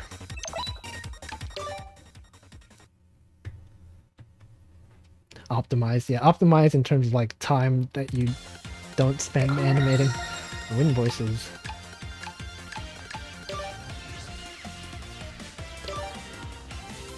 Oh, you can rank up. I didn't know there were ranks in this game. Totally Spies, yeah, that was a show. I don't think I ever watched Martin Mysteries.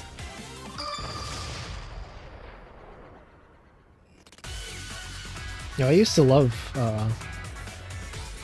math in high school. Like I would look forward to learning stuff in calculus because it's useful. I feel like to know how slopes and derivatives and stuff like that work.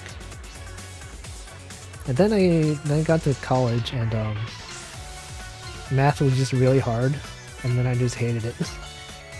I don't want to do math. I vaguely remember the show Reboot. Actually, another show. Remember, you guys ever watch Code Lyoko? That was a show with like the characters had like huge foreheads.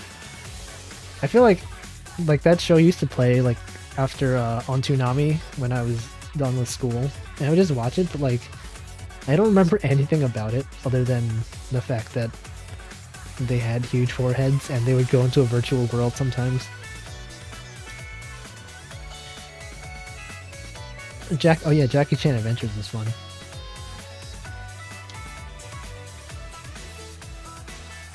I don't know. Yeah, there's a lot of like old shows. Yeah, Code Lyoko. I don't know. Just some weird, like I don't remember what the show is about. There were like robots or something.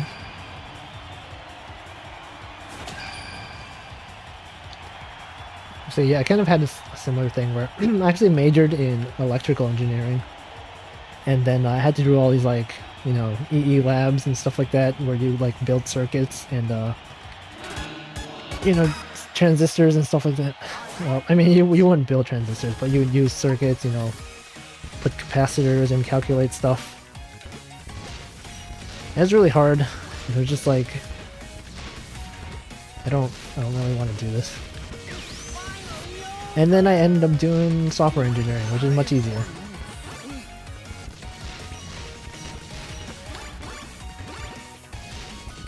And I kind of forgot most of the stuff I learned, but it was good times.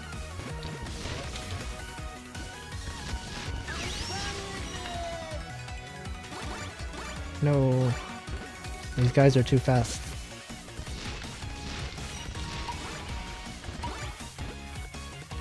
Oh yeah, there was like some virus. There's a lot of shows about like viruses and like hacking and going to a digital world.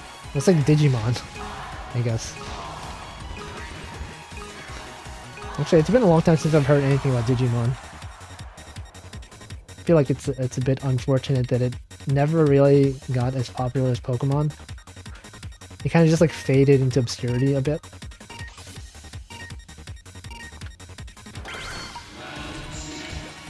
Okay. Wow. I can still only place one bomb. I need more upgrades.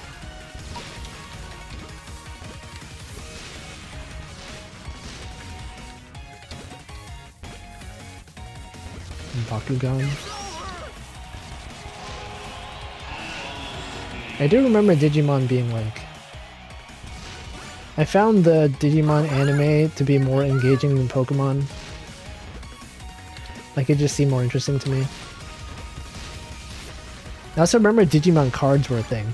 Like, everyone talks about Pokemon cards nowadays, but like back then, Digimon cards were also a thing, and like, I don't know, I didn't really know anyone besides me who collected them. And I feel like no one really cared about Digimon cards.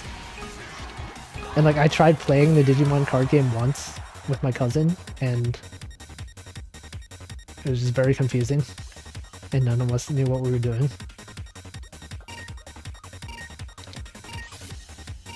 Oh yeah, Chaotix. That was like this weird like. Chaotix was like this weird like what was it, like flash animation looking cartoon that had like a card game. What?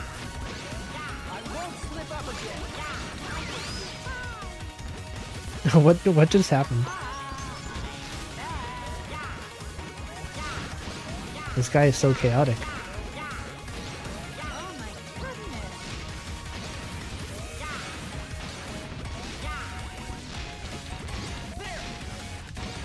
Okay. Okay, well, at least I eliminated that guy. Hey, silver. We've done it. We're in silver now. I don't really know what that means, but we're good.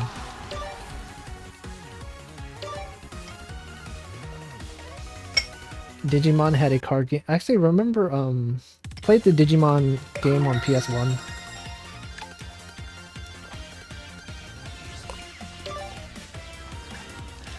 I'm drinking water. There's like a Digimon game on PS1 that I played. And I feel like that game was really confusing to me. Like, you would have Digimon, they could like... They would die. You could like... I don't know.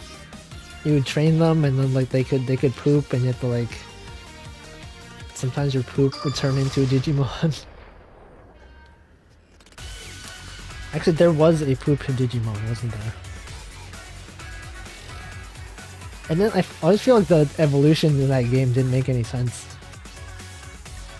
Like in the anime, it was like, you know, you'd have like Agumon and he would transform into, you know, whatever, Mega Agumon, whatever. I don't know. I forget what they were called. But then like in the PlayStation 1 Digimon game, it was kind of, it felt random, right? You'd have like Agumon and he would turn into a whale for some reason. Greymon, yeah. The Digimon designs are also kind of wacky. They just like their evolved version, they just get guns and like machine guns and like stuff like that. They grew like huge wings. Greymon. Oh yeah, you could combine Digimon. I feel like I never got very far in that game. It was like they had like a day-night cycle, and you kind of just explore and like, I don't know. Yeah, the cat becomes an angel. There's like Angelmon and like Angelwoman.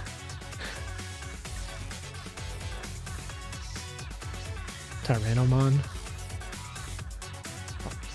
They had really wacky names. I don't know, do they still like... I feel like I remember there being a Digimon, like, either movie or remake or like some follow-up story where they were all older. But I never really paid attention. Oh yeah, you guys remember, they had like the Digivices you could carry around in real life. Kind of like, it's like a Tamagotchi, but with Digimon. It had like the original version of that, like the Digivice, and also like I think the season 2 Digivice was like kind of structured differently, and I would just like walk around with those, and you could battle them. You could link them together and they would fight. I feel like a lot of my friends, maybe in elementary school, had one of those. And there was also like the I forget how to talk. The Pokemon Pikachu. It was shaped like a Game Boy, and you'd have like a Pikachu you walk around with, and you count your steps.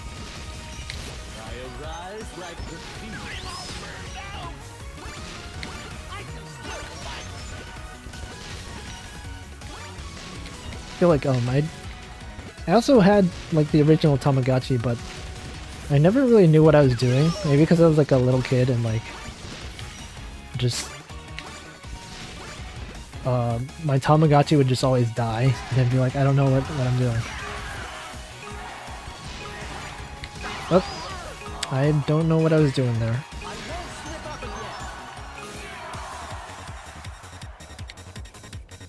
Poke Watch? Wait, it was oh god, there's so many people here. Yeah, there was a Poke Watch, but there was like a Pokemon Pikachu. There's I know for like Heart Gold and Soul Silver they had Poke Walker, but that was like, I guess that was kind of similar to the Pokemon Pikachu. Oh no.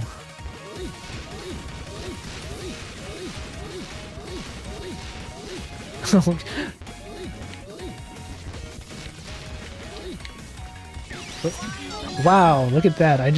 You see that? I just completely destroyed that guy. He tried so hard, but he was not a true gamer like I am.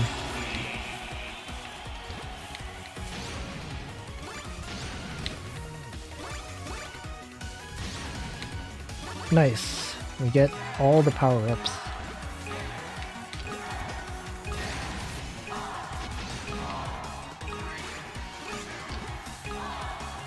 Okay. I just grab everything. I'm gonna be so powerful. Was there a Pokemon game where you could talk to him? Yeah, I think on the this Pokemon there's like Hey You Pikachu on the N64, I think. I didn't really know like the purpose of that game. I also didn't have an N64, so I never played it.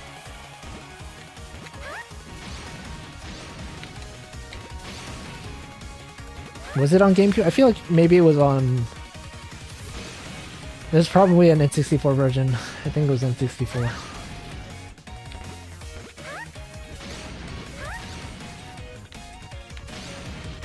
Oh. Wait, she just... Okay. She put the bomb and she just stood there.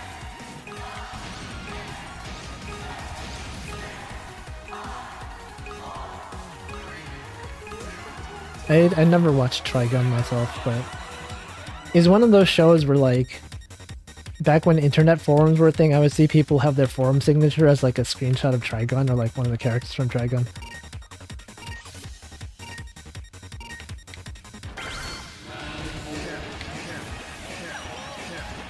I also remember what is happening?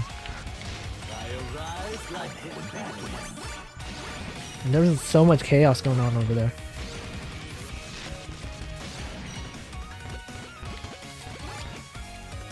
Okay.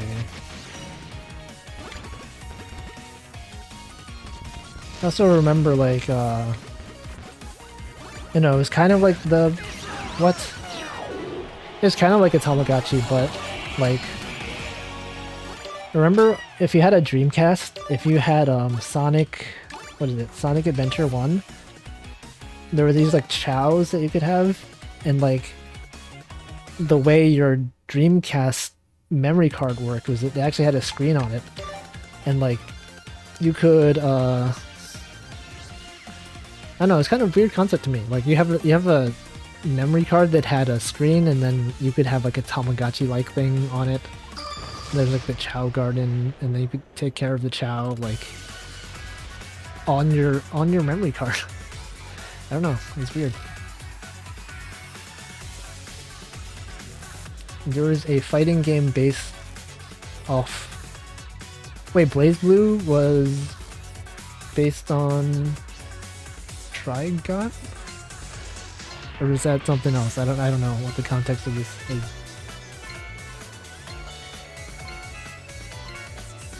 Yeah, the concept of memory cards is also a bit weird. Like, they would be like proprietary, like it's not just an SD card or whatever, it's like, you know, you have certain blocks of storage that are specific to like a vendor. Like I remember the GameCube, like they had the memory cards, like I think since Animal Crossing was so big, they actually gave you a memory card to use with Animal Crossing, and I don't know, just the fact that they never listed stuff as like megabytes or gigabytes. I mean, obviously not gigabytes, but you know, they just call them blocks and just have like this arbitrary, like this game takes 10 blocks of storage, and you had no idea how many like actual megabytes and stuff.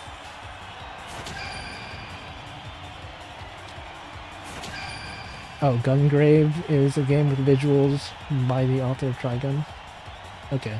Yeah, I don't really follow much like fighting games, but that's something.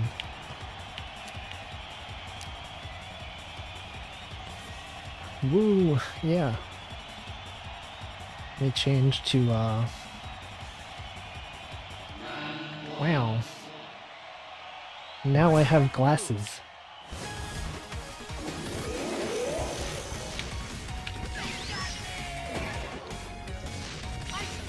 I feel like, my brain is just on autopilot, autopilot now. I'm kind of like, I don't know what's happening in the game. Kind of just having an excuse to talk is nice.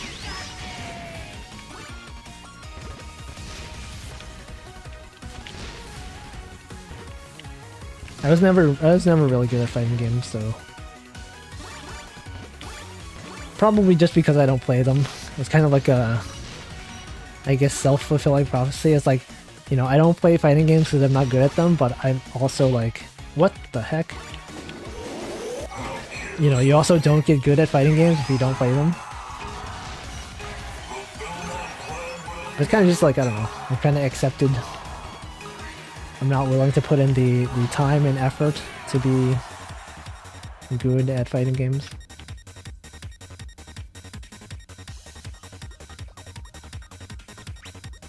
Okay. Wow.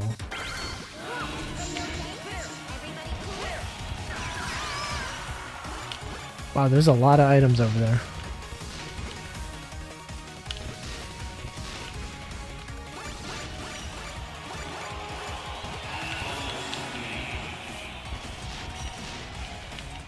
I feel like my bombs are not very good.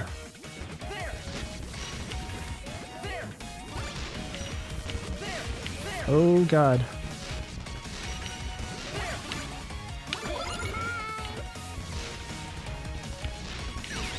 Hey, nice. I won't slip up again.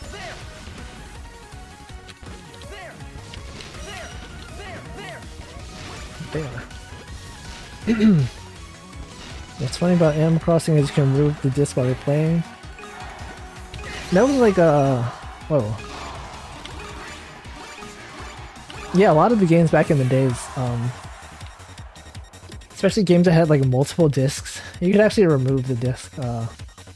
There were times when you had to, like, you know, you're playing Final Fantasy, whatever, and then you finish with the first disc. They tell you, like, you know, you take out the disc while it's running and then put in disc 2. That was an interesting concept that we don't really have nowadays.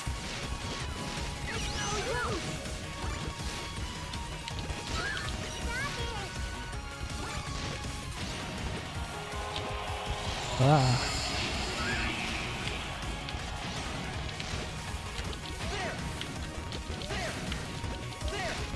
I feel like I'm trying to throw the bomb facing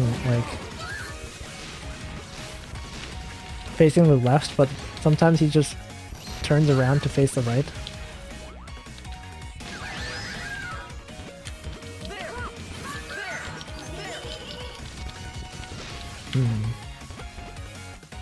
Yeah, I like the bomb throwing one. I also like bomb kick. No, stay away from me. Oh god. I feel like I generally like placed pretty well in these. I at least get into the top whatever.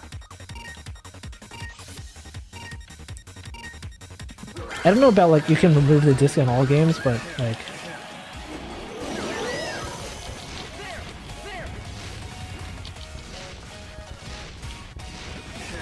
there were games that required you to remove the disc. What? Okay. That's my fault.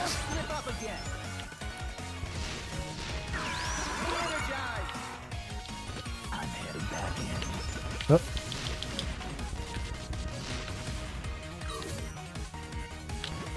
Oh, this is the dude who can go invisible. Yeah, I think Final Fantasy IX was 4 discs long. I played... I think FF9 was one of the first Final Fantasy games I actually played. And, I think I got up to disc 4 and then I just got stuck. There's like this like desert area that like I couldn't figure out how to get past for some reason. And then I just stopped playing.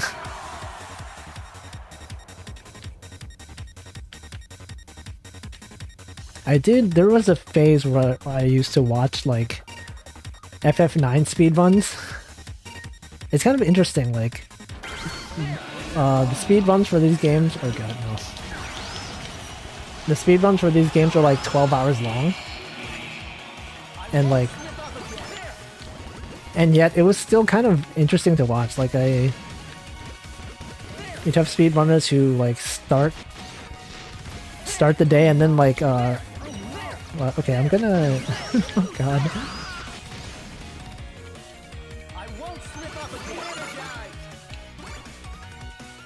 What was I saying? Oh yeah, Final Fantasy IX speedruns. People would like, since the speedruns were like 12 hours long, you would. There was like certain strategies you could do to save time, and one of them was like not saving. So like you it was kind of risky because if you died, you kind of lost 9 hours of progress. Because like saving, oh look at that. Look what I found. Like near the end of the game, there's like sometimes you could save, and saving takes a few seconds. So like if you're trying to get a world record, you just don't save the game. But then if you, I guess if you die, you kind of just end up game overing, and then like, I don't know, you wasted so many hours. But it was pretty interesting watching like speedruns of long games like that, because they have built-in segments where they're like, you know a long cutscene's gonna play, and they take that time to go to the bathroom and chat and stuff like that. I'll do my best. I mean, yeah, sometimes you do need it. If you're doing speedruns, you kind of need to min-max saving. Because I mean, if you're going for world record, if you kind of die, you kind of just not much point in continuing, I guess.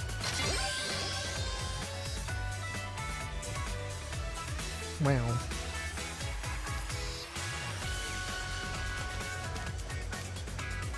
Ugh.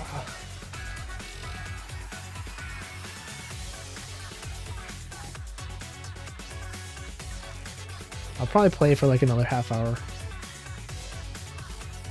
It's like surprisingly easy to get into.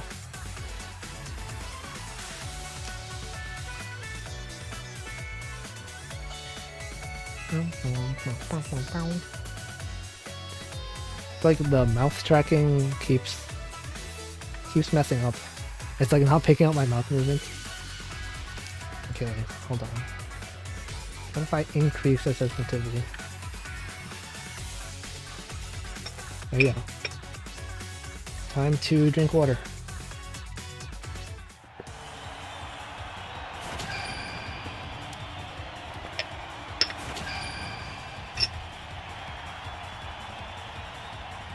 You guys should also drink water, and also posture check.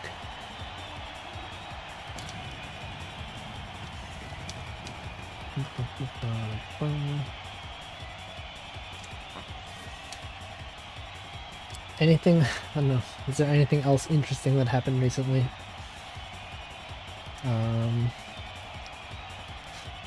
Not really. It's interesting to talk about. It's pretty hot over here right now.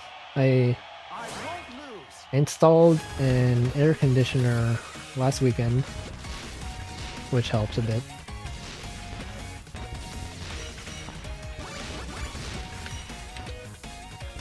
I think it helps that Bomberman, this game is free, so like, you get a lot of players. Oh god, what am I doing? I mean, aren't there always Switch Pro rumors? I guess this time it was like... Okay, that was an awful round. I was the first person who died, I think. I was 64th out of 64th.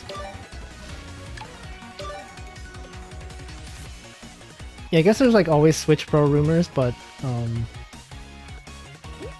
maybe it's because this time it was like Bloomberg News that was reporting on it that's possibly legit. I don't know, I feel like I'll still just use my regular Switch.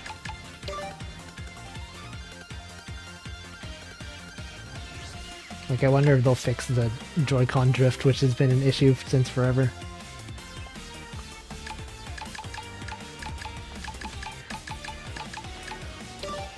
see what else I have. Thank you. I also like how my model turned out.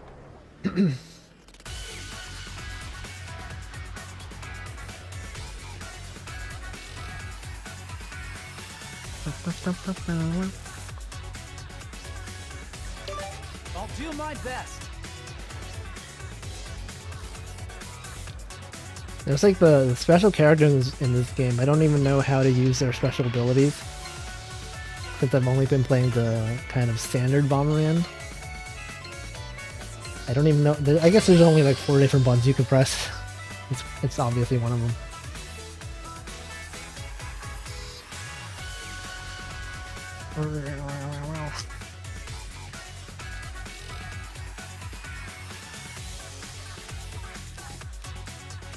Man, it's really hot right now. Okay, let me see what the weather is like right now. Oh wait, it's actually 56 degrees Fahrenheit. I guess that's not, it's just like really humid for some reason.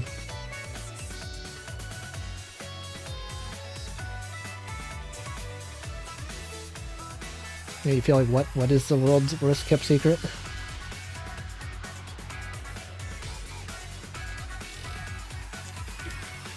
Yeah, it's like, oh wow, it's gonna rain for the next few days. Well, actually, yeah, I guess someone in chat mentioned that earlier, but I didn't know it was actually gonna rain until Monday. It's gonna be cloudy on Tuesday, and then there's gonna be rain on Wednesday, Thursday, and Friday still.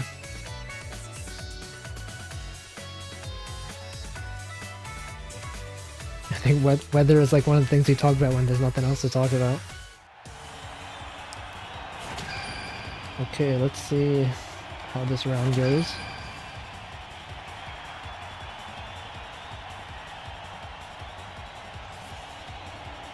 I always forget, like, with these 3-day weekend kind of things, there's like I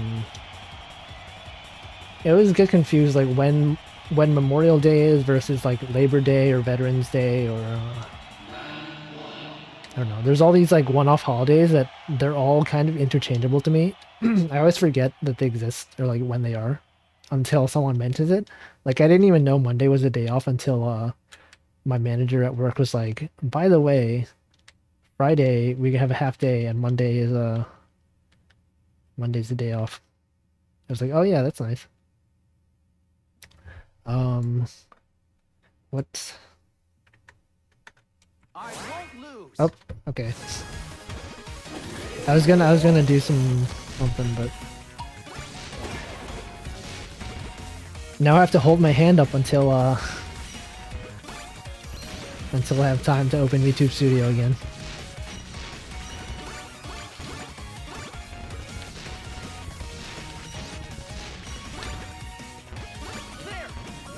Wait, when is E3? It's in June or something? Because actually recently I've been seeing like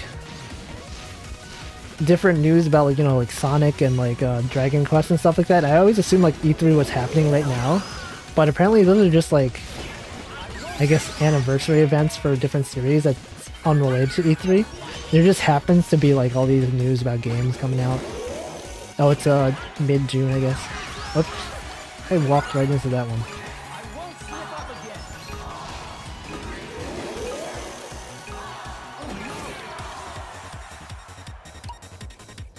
I guess usually there's not much like games that I'm interested in, so I don't typically follow E3, but a lot of people, I'll just see tweets about it on my timeline, and I'll just like, I'll infer what's happening.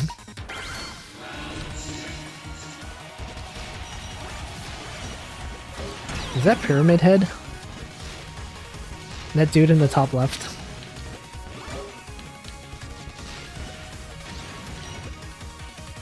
I think that is. Oh god.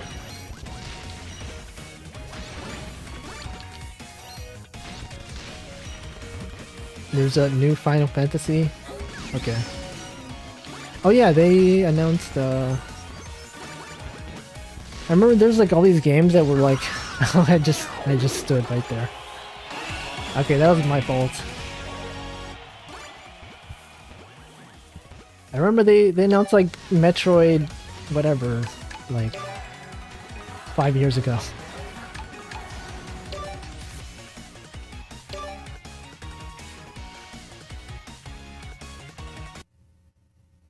I do watch E3 sometimes just to like, cause I miss out on, like I'll see tweets about it and not know what's going on, so I just watch so I'm in the loop.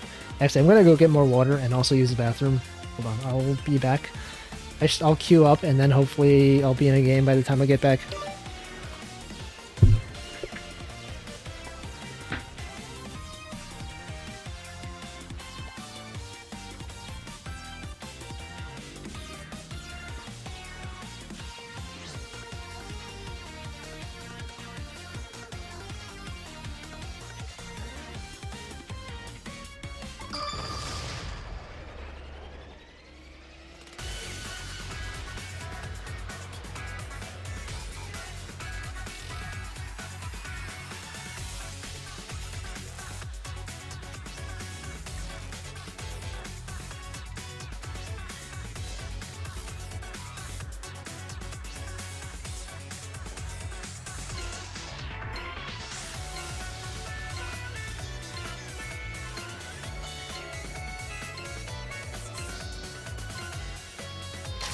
I'm all ready.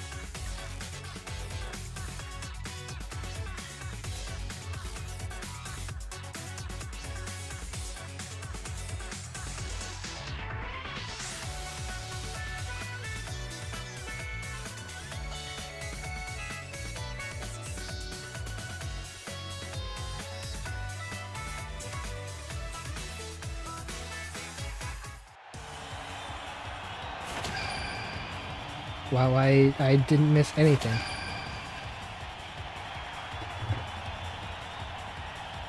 And got back just in time, I think, maybe.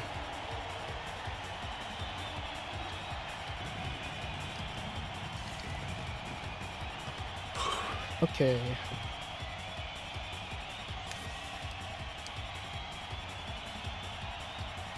I'm just checking my phone.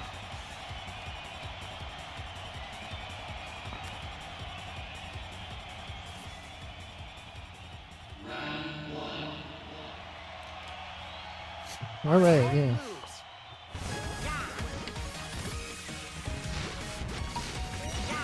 I think recently I also have you ever tried this brand of chips called Popcorners? It's kind of like they're like shaped like Doritos, but they are actually like popcorn. It's actually really good. I had them for the first time, like I think this week. And I don't know why it just works so well.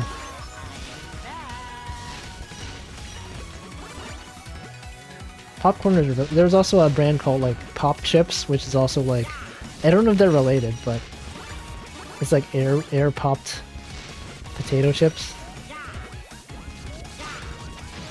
Yeah, popcorners are so good. I like there's like the white cheddar one. There's just something about it. It's just like really, really good.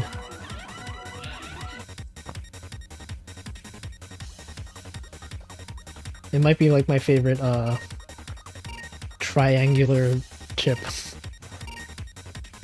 I don't know, I personally like, how do you guys feel about like potato chips in general? I feel like for me, I've always never really liked like, you know, usual Lay's potato chips. They always felt like really greasy to me. Like I always preferred like Dorito corn chip style chips. I won't slip up again. Wow. I won't slip up again.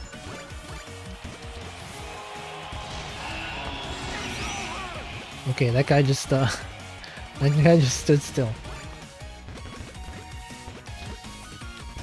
Oh, nice. I just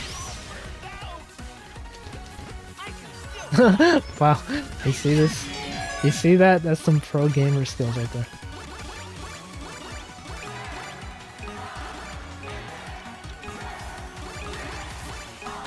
Okay. And that was so good.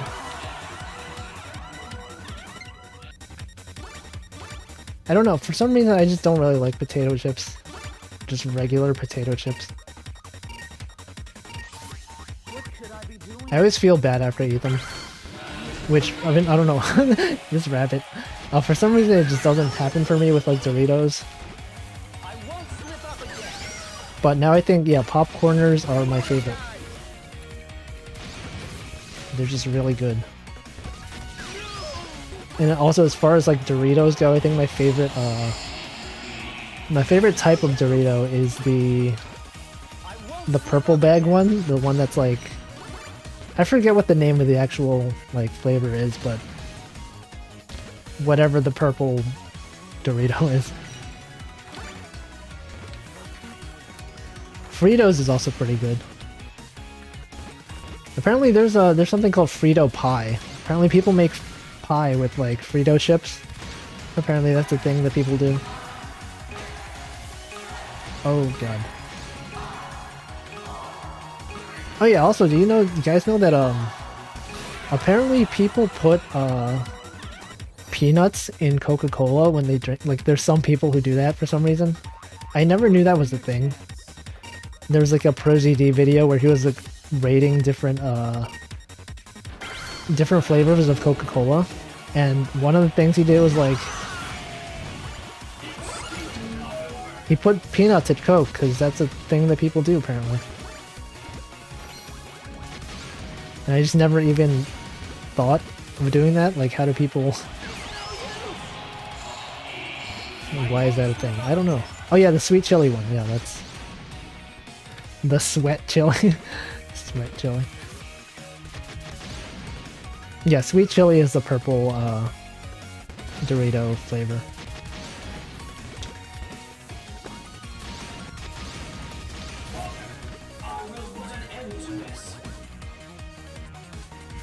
Oh yeah, the thing about the popcorners is that when I had the... Oh, do you see that? I'm so good at this game.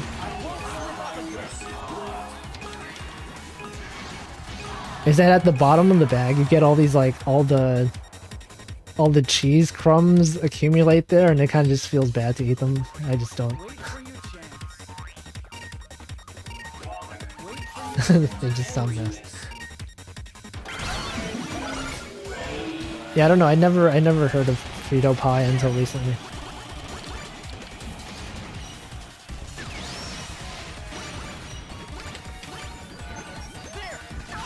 It just doesn't seem like a combination that I would think of. But apparently it's not uncommon.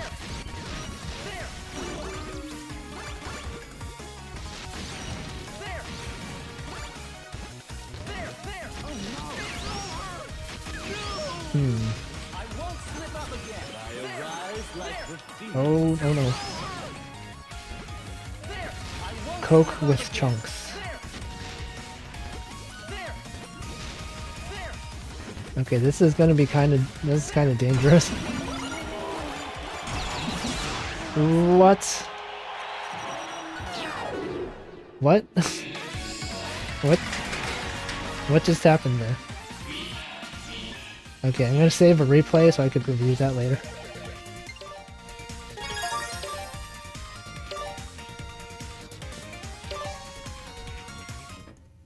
Baja Picate? What is that? What is that?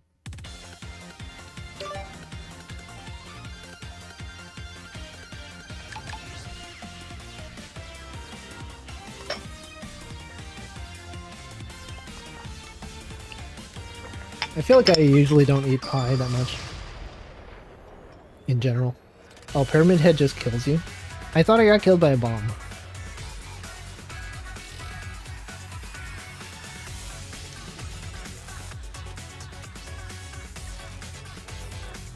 I think, in general, I don't really tend to eat pie that much. I think, All right, let's I do like pumpkin pie, though. But I feel like that's the kind of thing that's, like, kind of only exists, really, around Thanksgiving time, or, like, that's when you mainly see it. Everything about, like, how there's all these seasonal foods, like eggnog, you only really see in, like, around Christmas time. Like, there's nothing that's really, like, I don't know, Christmas specific with eggnog. Like, there's no reason you can't have it year round. It's just like you never really see it except around Christmas time for some reason. Same with like pumpkin pie with Thanksgiving. And like turkey, people like turkey's like a huge thing around Thanksgiving, but regular parts of the year you rarely see people go crazy over turkey.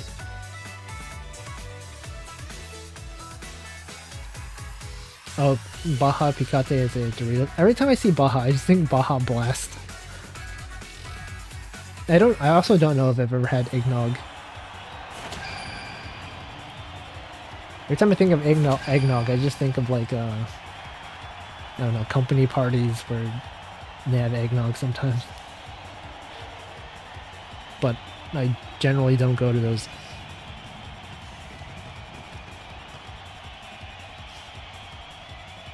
I feel like it's like just like a milk, like it's like a thick sweetened milk, right? It had some egg flavoring.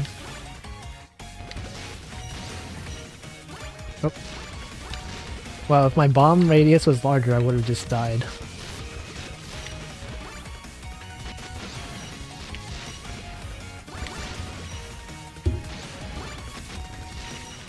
Yeah, I don't know why eggnog, like, why is eggnog specific to Christmas? It's just a bit weird.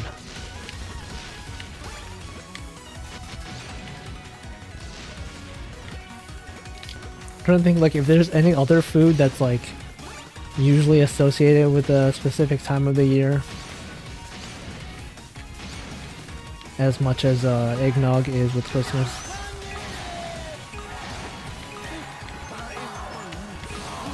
Oh yeah, for Halloween, like candy corn, like I feel like you don't usually see candy corn outside of like Halloween season, right? Like, does anyone just like buy candy corn like regular to eat? Not for Halloween.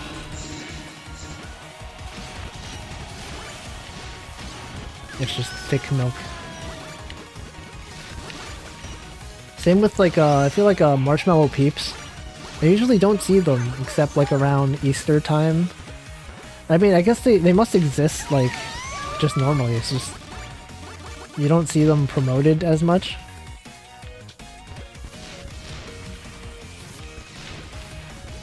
Nope.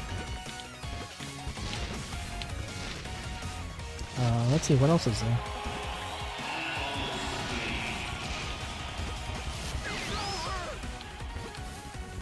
No, I'm just gonna wait. Not even gonna put any bombs down. This is where I feel like having the different stage types would help make it more interesting, because I don't know, it'd be cool to have like conveyor belt and minecarts and stuff like that for these levels, just to make them a bit more interesting.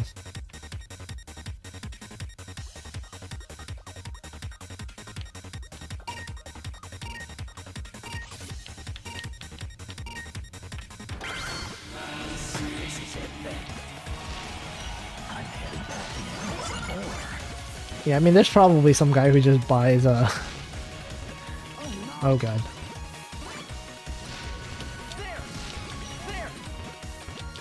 Someone who just buys candy corn, like, outside of Halloween. Actually, when we used to be in the office, there was someone who... Oop. One of my coworkers actually used to there's like this service where you can order chocolates fresh from the factory. So you'll have like Reese's Puffs, not Reese's Puffs, just like regular Reese's peanut butter cups, and Twizzlers and stuff like that. You guys hear this loud noise outside? It's like a, I don't know what that is, but anyway, there's a service where you can order like chocolate that was made fresh from the factory. So like they'll have like a fresh Reese's cups that was recently made from the factory, and it's actually like, it tastes a lot different. It's like very fresh and good. Wait for your chance. I don't know why I mentioned that just now, but oh yeah, pumpkin spice is also a seasonal thing.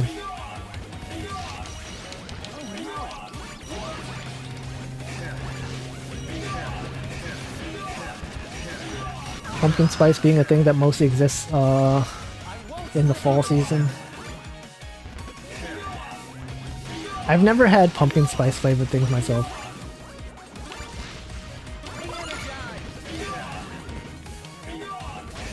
Oh, that was a mistake. This guy's kind of annoying.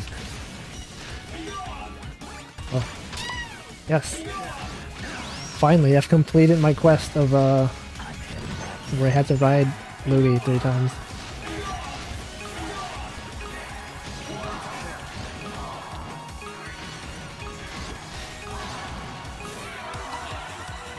Okay, let's go. Top 10.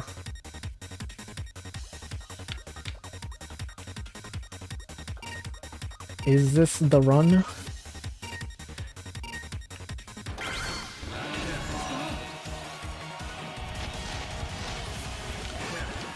Whoops. Yeah, I've kind of run out of stuff to talk about. I don't know. This is when we just start talking about the game. Oh, we're on the bottom left right now. We're going to the right side of the screen. We are putting down a bomb right here. Oh no, that guy just threw a bomb. I'm going to go up to the top right and put a bomb right here. Oh, why did I do that? Okay, that was dumb. I'm sorry.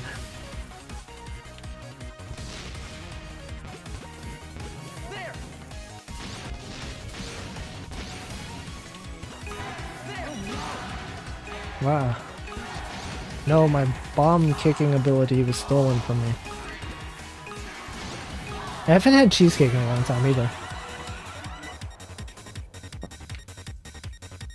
Actually, I haven't had a lot of food in a long time due to not going outside much.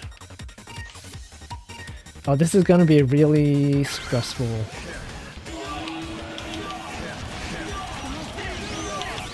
Okay, that was bad. Bad game. At least I finally finished my quest.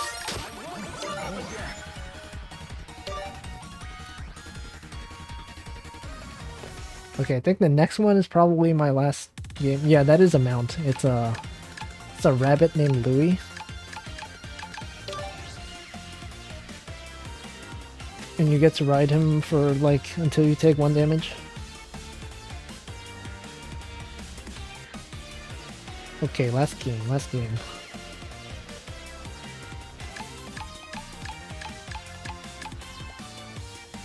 Rip to the rabbit. Time to drink more water.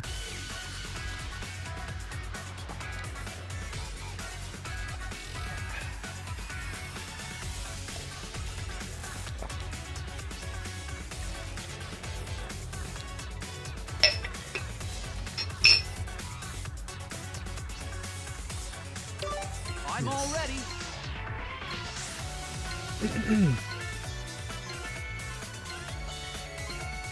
Do have DoorDash or Uber Eats. Yeah, but I mean, I don't like ordering stuff. You also have to pay like a huge delivery fee. I don't know.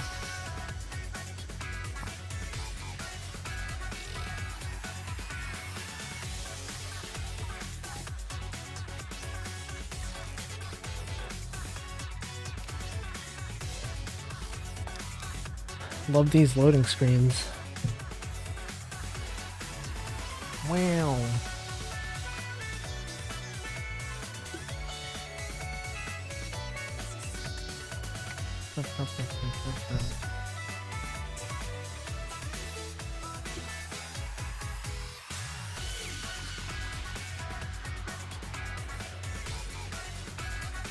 Yeah, I think the rabbit mount is also faster.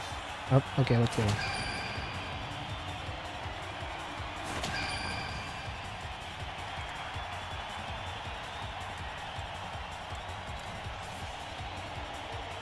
Yeah, that sounds $20 to order two $6 drinks.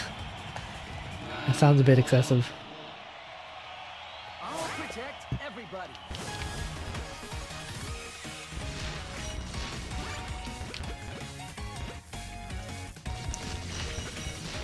Also, the thing I miss about like being in the office is actually like having good food nearby. Like you would have pretty good restaurants in Manhattan where I used to work. But since I don't actually live near that area, a lot of the good food, there's not as many good food places near my house.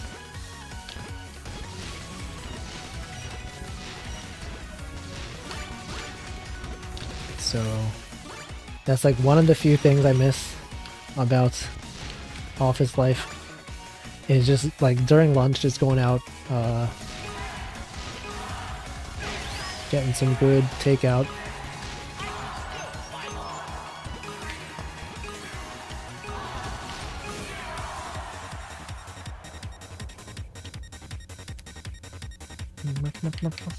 Wait. Okay.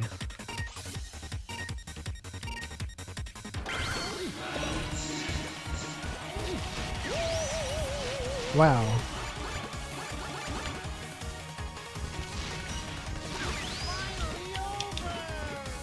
Finally, over.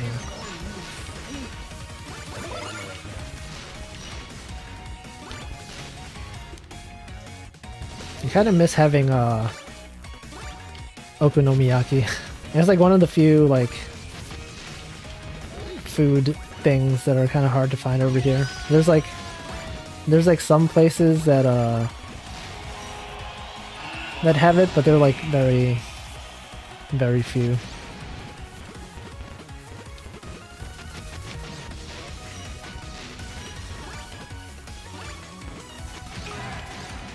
Western New York as in like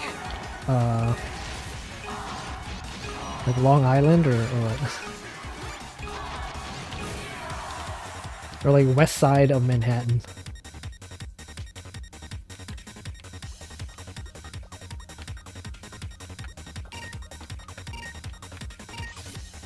It's me versus Fall Guy.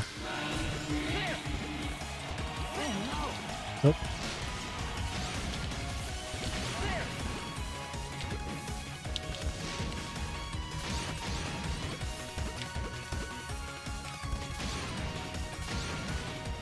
I think usually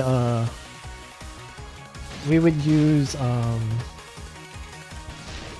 feel like Seamless was a more common delivery company that we use here. Or at least like everyone at my office used Seamless instead. Or like there was like Grubhub, Seamless. I guess DoorDash, I never really used it, but I guess they're all kind of the same.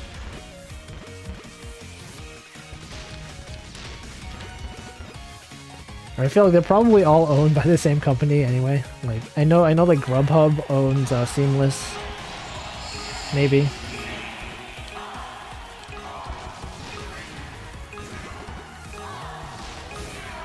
Oh, Buffalo, okay. Oh right, for some reason I'm thinking I was mixing up East and West.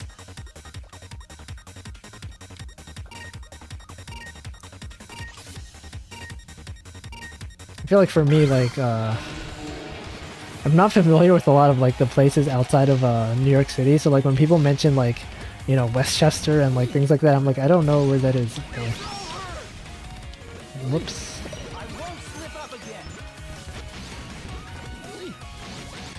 Oh yeah, Postmates. I haven't heard of, like, I don't know anyone who uses Postmates. Wow.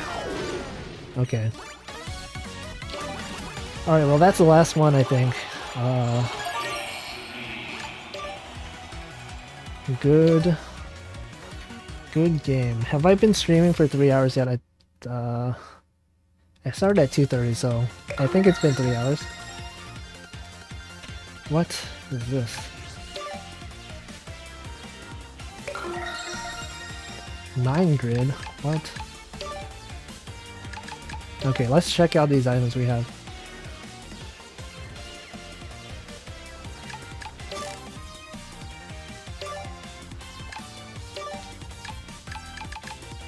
I think I'll just use the default. No, you know what? I'll stick with the carp.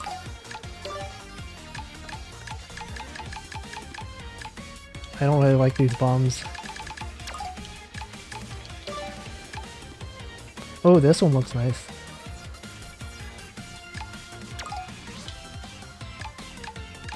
Alright, goodbye. Let's see, I'm just gonna...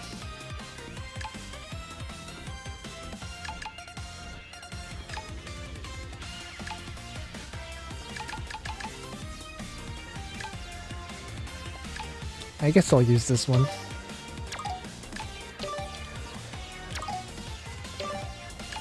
Victory pose. The clown. Let's see. I'll probably like the victory pose is the one that you see the least. Whatever. I like this one's fine.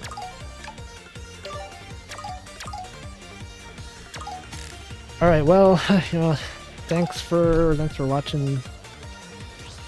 Surprisingly fun game, Bomberman. I just realized I forgot I didn't dab when I won that round. I should have done that. But yeah, thanks for watching. Good stream. It's like one of my longer streams too. I usually don't go full 3 hours.